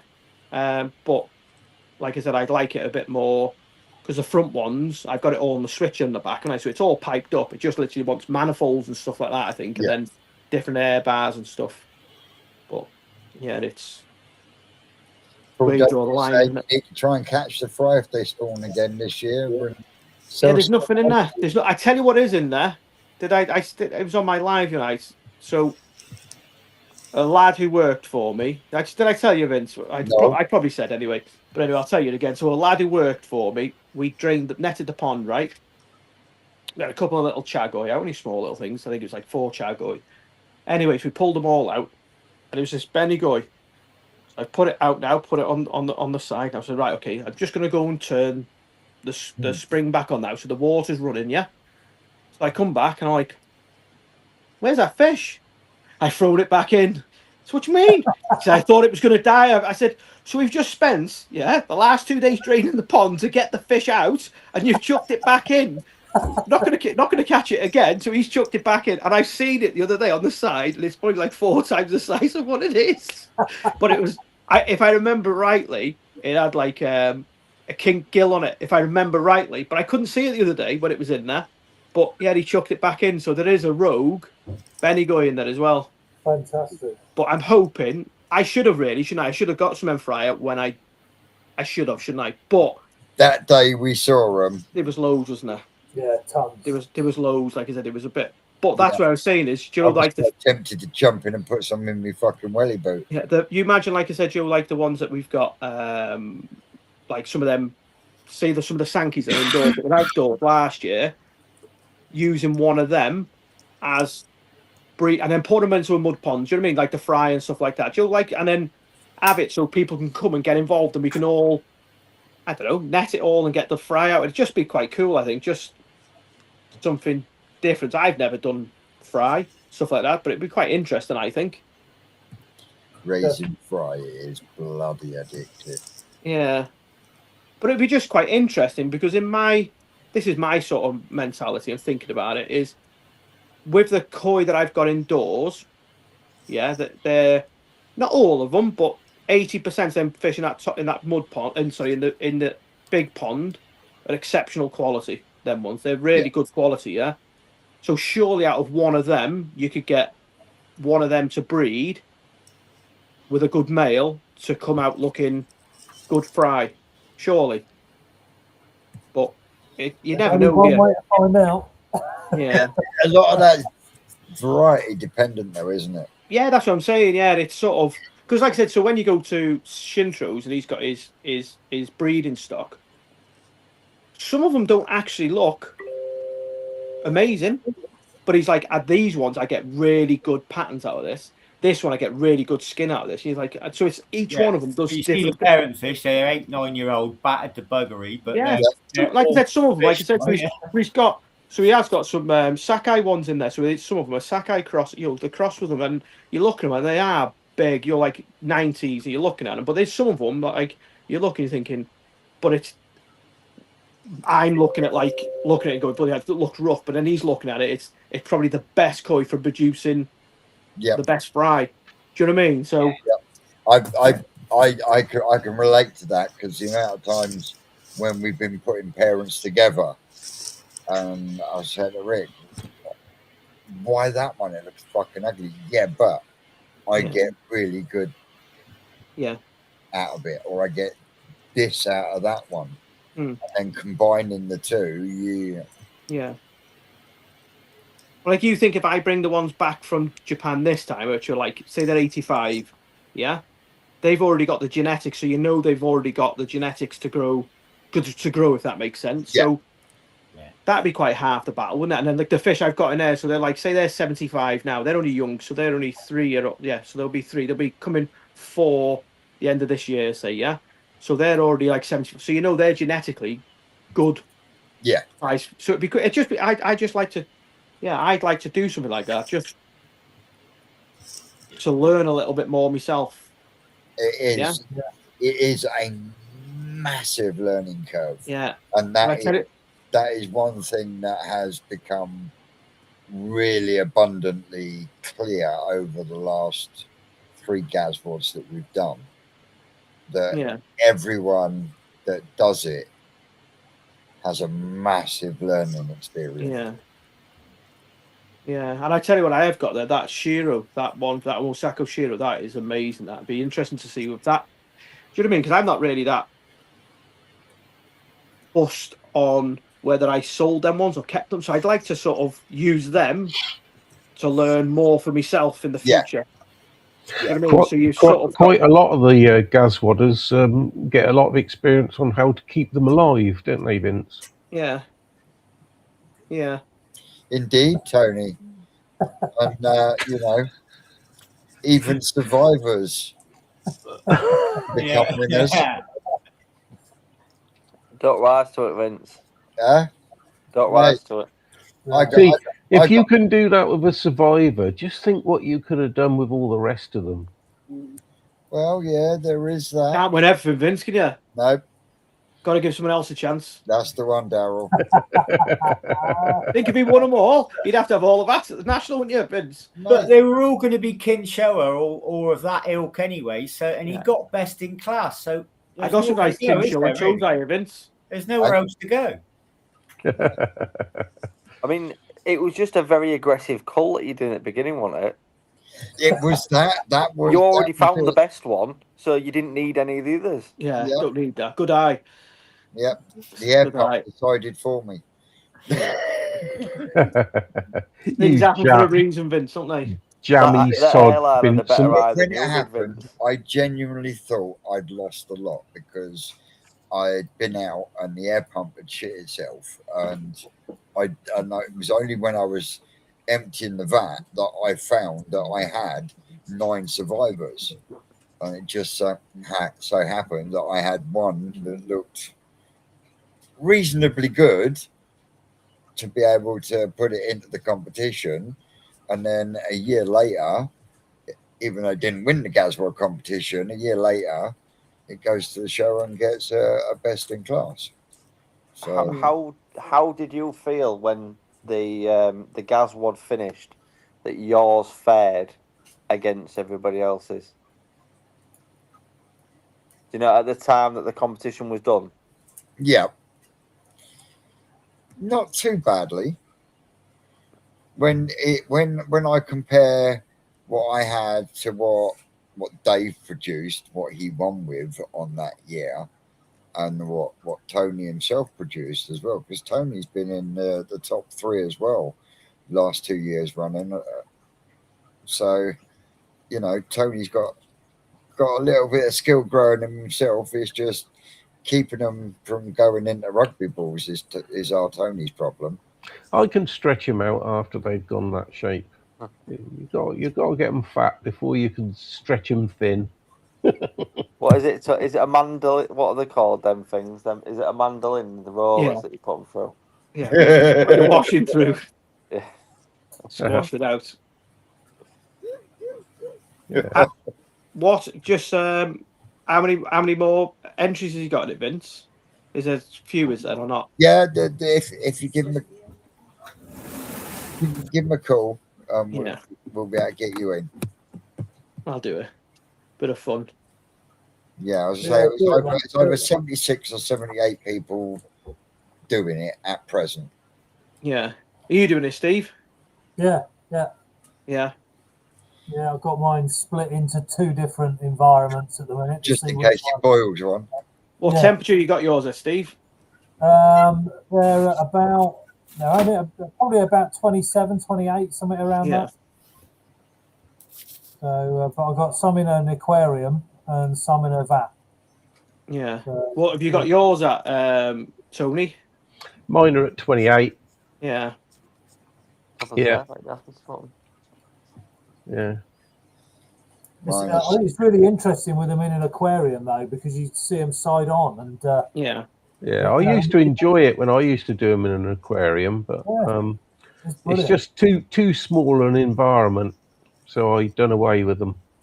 Yeah, they seem to fare okay, I think, but we'll see what happens. I mean, there may be a significant size difference with the ones in the vat when it. They don't look significantly different at the minute. The only problem I used to come across with growing in fish tanks is keeping on top of the water. Yeah. And filters. Yeah, the filters. I mean, they're filthy bloody fish, aren't they, Koi, really? Oh, yeah. You know, they... And the filters get clogged up. Even in an aquarium, even the pipes all get blocked. You know, it's... Yeah, they fur up really easy in an aquarium. But at the same time, it has been proven by quite a few people out there that you can still grow fish to a decent body size, shape, and condition in small bodies of water like fish. Yeah, well, what about that 50 gallon aquarium I had, and I went into winter, so the pond was cold, the aquarium was hot, and I had that achiever kept growing. By the time I could get it out, it was 35 centimeters in a 50 gallon aquarium. Oh, I had a job to get it out of the bloody tank. Do you think a bigger vat of water would be better, Vince, for them fry, or? Well, it is if you thin the numbers out, but you've also got to keep that competition for the food healthy as well. Because I've got I think in that back one at the minute, I think I got 400 in that one. Tozai in that. There's about 400 in there. They're growing all right, so they'll be coming out to go in the front pond. That one will come empty then, you see. So I just put the lids back on that, put the feed on it, and then let them go, and then just walk away and leave them to it. Yeah, just keep popping my head in and saying, "Oh, thinking." And once you get to a point now, like you said, let Rick do his, watch what he figure out what he's sort of doing, because that's all it is, and it's just right. Okay, go up there, then yeah. Mate, the biggest challenge isn't going to be Rick. The biggest challenge is Mr. Shiro Atsuri, Mr. Alan Tate. Yeah. Now he's going to be the one to watch and beat. Yeah. But it's all down to if you've got that koi. Oh yeah. You know what I mean? We could all end up with a bag of spanners, and someone else could have all the best. It's like, you know what I mean? It's that is the way it is. yeah. Do you know what I mean? It's literally a lucky scooping it. Do you know what I mean? It's and that's what makes the Gazod so much fun. Because I know it sounds. What is that Gazod, Tim? Sorry, Gazod. What is it? Grow and show with a difference. Yeah. Okay. But Daryl, it's not about growing the biggest. No, it's the best. It's the best. The quality. Yeah. Except for the wager. That's because, like I said, with like all the other stuff, like Tozai, like thinking I'm not just I can get some really good.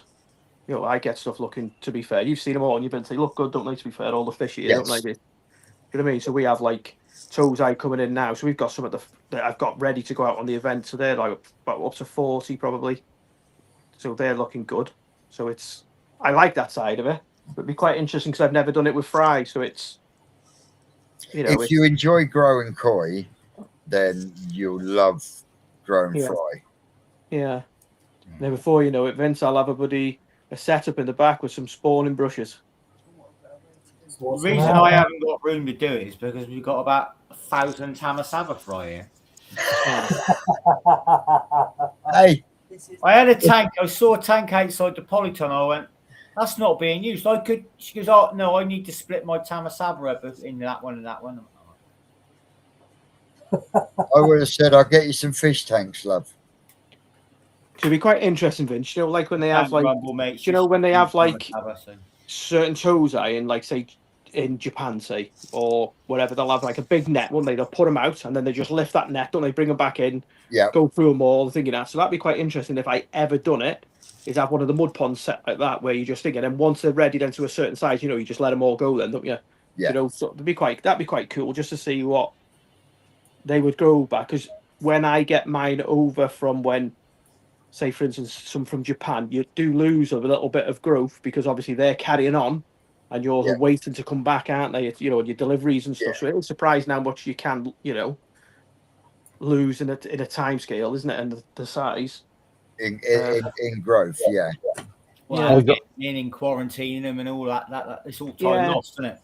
But I would like to have the mud pond, which is at the top, with, like I was saying, with a polytunnel over it. That'd be really cool, that, wouldn't it? That's what I'd like to do. I got a problem coming my way. I had a Thames water van outside today delivering 4 packs of water, and the bloke said, "You're on the list for this," and I said, "Why?" And he didn't seem to know, so I had to do a bit of research, and our water supply is going to be cut off for a few days. Well, a few days, a couple of days. So that's a real pain. Are you just filling like shore vats and stuff in your garden full of water? Yeah. I'd be making sure if I had a swimming pool, I'd just be filling bodies of water in the garden ready. Yeah. Trouble is, my show vat's already up with water. It's got fish in it. But it's going to be a real pain in the neck. So all I can think of at the moment is I'm going to stop feeding, because they're going to be in the same water for a few days.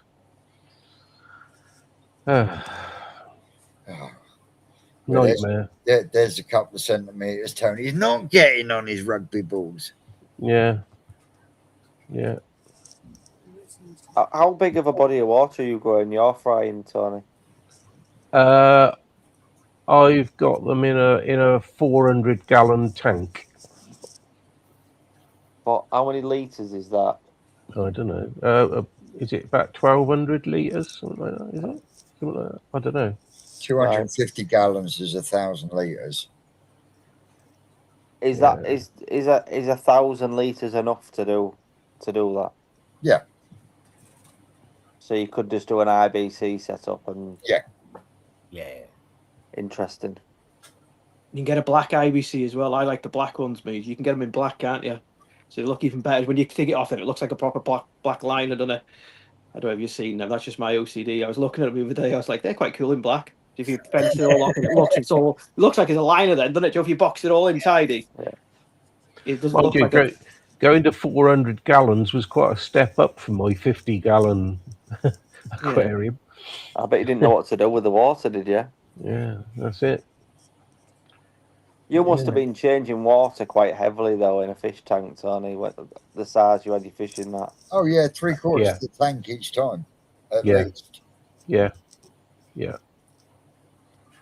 A lot of water changing. But then you say that when Dave was growing in his IBC tanks for his Gazods, he was emptying that IBC tank down to about 4 inches of water. Really? How often? I'm not quite sure, but it was a regular thing that he was doing. Could you not put? Do you know, like with an IBC though, you could put like a tank connector on it, couldn't you? So far up with a belt and have it so it's like an overflow, couldn't you? If you really, if you've got good cage in your water, just put like a tank connector on with a little pipe when it goes into the drain. You just have a little trickle, so it's not trickle in and out. Yeah. Yeah, you could do that, couldn't you? Cost like you could get a brand new one for like what are they, £100 and something for one of them black ones. Take the top off, it'd be all right, wouldn't it? My other tank I'm having to trickle in and out of at the moment because I got I don't know how many 1,000 fry I got in there. 400 gallons is 1,818 litres. Ah, there you go. Nearly 2,000 litres then. It's something I'd like to do one day, to be fair. Mate, I reckon every koi keeper should do it at least once in their koi hobby journey, because it is a completely different ball game to growing on toe side, this side, front side. Yeah. Wonder what's the latest you could spawn a fish, Vince? Depends if they're conditioned right. I'm sure Rick said that he's actually done a female twice in a year. Yeah. It can be done. It's just whether they reproduce the eggs after spawning. I'll tell you what, another completely different ball game is. It's one thing having a Gazod, which is 1.5 centimeters, but freshly spawned koi about the size of an eyelash takes some bringing up in comparison to that. Much harder work. My Gazods are in IBC cut down to 700 litres because I needed to fit through a door. Because you could even use the 2-inch valve, couldn't you, for drain, couldn't you, really, if you could you? And put like a cage or something on it? I used to, when I had an IBC tank before, I used to use that, that tap you get at the bottom. I just siliconed in one of them filter dildos on the bottom and then gravity fed it to a pump. And then just pumped through an upflow over a shower back into the IBC tank. Yeah. Do you ever do, what's them, strip the fish down there, Vince, or is it just all like natural on brushes? No, everything's hand stripped. Is it? Yeah, because they were saying, is it like 800 grams in it? That's what they try getting in Japan, don't they? It's 800 grams minimum in it for a female, isn't it, for the eggs? They were saying they weigh it, don't they, or something? It's we don't do none. We don't do I none. just said if it's under 800, or is it 500 grams? I don't think they bother. I think it's got to be 800 upwards to get the numbers or something. See, depending on how much space there is for each spawning will depend on how many eggs Rick takes. So he does his behind the back of the house site. So, and they're only small little ponds, 3 ponds in the back, but that's where he does it all. And then once they're done, they go up to the that's koi house. that's all we use here is 3 swimming pools. Yeah. But Rick gets many more eggs than he can actually manage for the size of the farm, doesn't he? Oh yeah, definitely. Definitely, which is why he will, when he hand strips, he will only take what he knows he can handle, and then the fish will go back into the pond and then get finished off in there. So, 3/4 of their spawn could be all over the brushes because Rick only takes what the farm needs. Or Well, they had, and I'm not too sure whether it's right yet, but I'm sure, and I don't know whether it's the same with Rick. So in Japan, they inject them with something. So literally, the eggs just put fall. I can't remember what it was called now. There's like an injection with them where they just literally tip them upside down. It just drops out. No, you don't inject. If the female is ovulating, once you've knocked her out, it doesn't take much pressure on the belly for them to come out. Yeah, I think it was Tim that was telling me that. He said something that I can't really recall it now. It's something literally. It was so like it literally comes out, and then obviously what he does, he must strip them all out. You see, like I don't know, thinking, then weighs it, and then gets it to the amount they want, and then so they must strip them completely out, mustn't they? And then they just put them back in. Maybe I'm not too sure, but that sounds like a hormone injection, doesn't it? Yeah, they give them something, so it literally must open something up. I don't know what it is, but basically they just. I'm pretty certain that was on Tim's video. That, to be fair, I'm speaking about that. I do recall. Yeah, it was something. I can't really say what it was called. Cause I asked him last time, and he said what it was called. But over there's certain treatments that Saito uses, and you're like, it's banned in the UK. You're like, you can't use that. It's like, it's like on the mud pond with weeds and that. He said, "Oh, just put this in." It's like, I can't get that. He's like, you can't use that in the UK. It's banned. So, it's good. It's really dangerous, and like they reckon it's horrendous. He's like, "Oh, it's good for fish and thing. You just put it in." It's like, okay, but so Aaron's going to get a vat tomorrow. I'm actually looking at one now. Yeah. I was just reading the DPA to see if it's fit for human consumption. Just want one that's for water. As long as it says water or for food. A lot of the reconditioned ones, the £120 ones, they're not fit for human consumption. Yeah, just as long as it says water on them or food use. You can get them new though. That if you go onto Tanks Direct, they sell them on there. They're not expensive on there, brand new. I think it's Tanks Direct. Yeah, Tanks Direct or Kingfisher, someone like that. Yeah, they do them, don't they? Yeah. There's an email saying direct tanks. Direct water tanks. I mean, there's quite a few out there, isn't there? But I think the black ones do look quite cool because obviously it doesn't look like an IBC tank. Joining the Gazod then, Aaron? No, not this year. Yeah. Well, I mean, I would be so far behind by the time I've got that set up, and then a holiday, and then it just it wouldn't even be worth me starting. You wouldn't be behind really, because Rick would still be growing them. Tony, I've seen how much you'll feed yours. Rick will just be maintenance feeding it. I'll get them back and they'll be like eyelashes when Tony's are like bloody ready for selection. Right, ladies and gentlemen, on that note, we have been rattling along for 2 hours now. So I would like to say a massive thank you to everyone who's joined along. Who we lost? We lost Big George. Who else did we lose? Paul Murray. Paul Murray. Cashy. Thank you very much for coming along. Black ones are usually for more potent stuff, so I would buy new. There you go. As always, guys and girls, I'd like to say a massive thanks to Steve-O, the Koi Bodyguard. Cheers, guys. Tony, the rugby ball creator. Cheers. Oh, Daryl down at Koi Heaven. Uncle Albert in the middle. Big shout to Aaron from Humber Koi. As always, ladies and gentlemen, if you could, please, on the way out, like, share, hype, and all that shimizzle. I've been Twisted Corey. You out there, you know you're great, and I'll see you tomorrow evening with a video. Laters, guys. Take it easy. Yeah.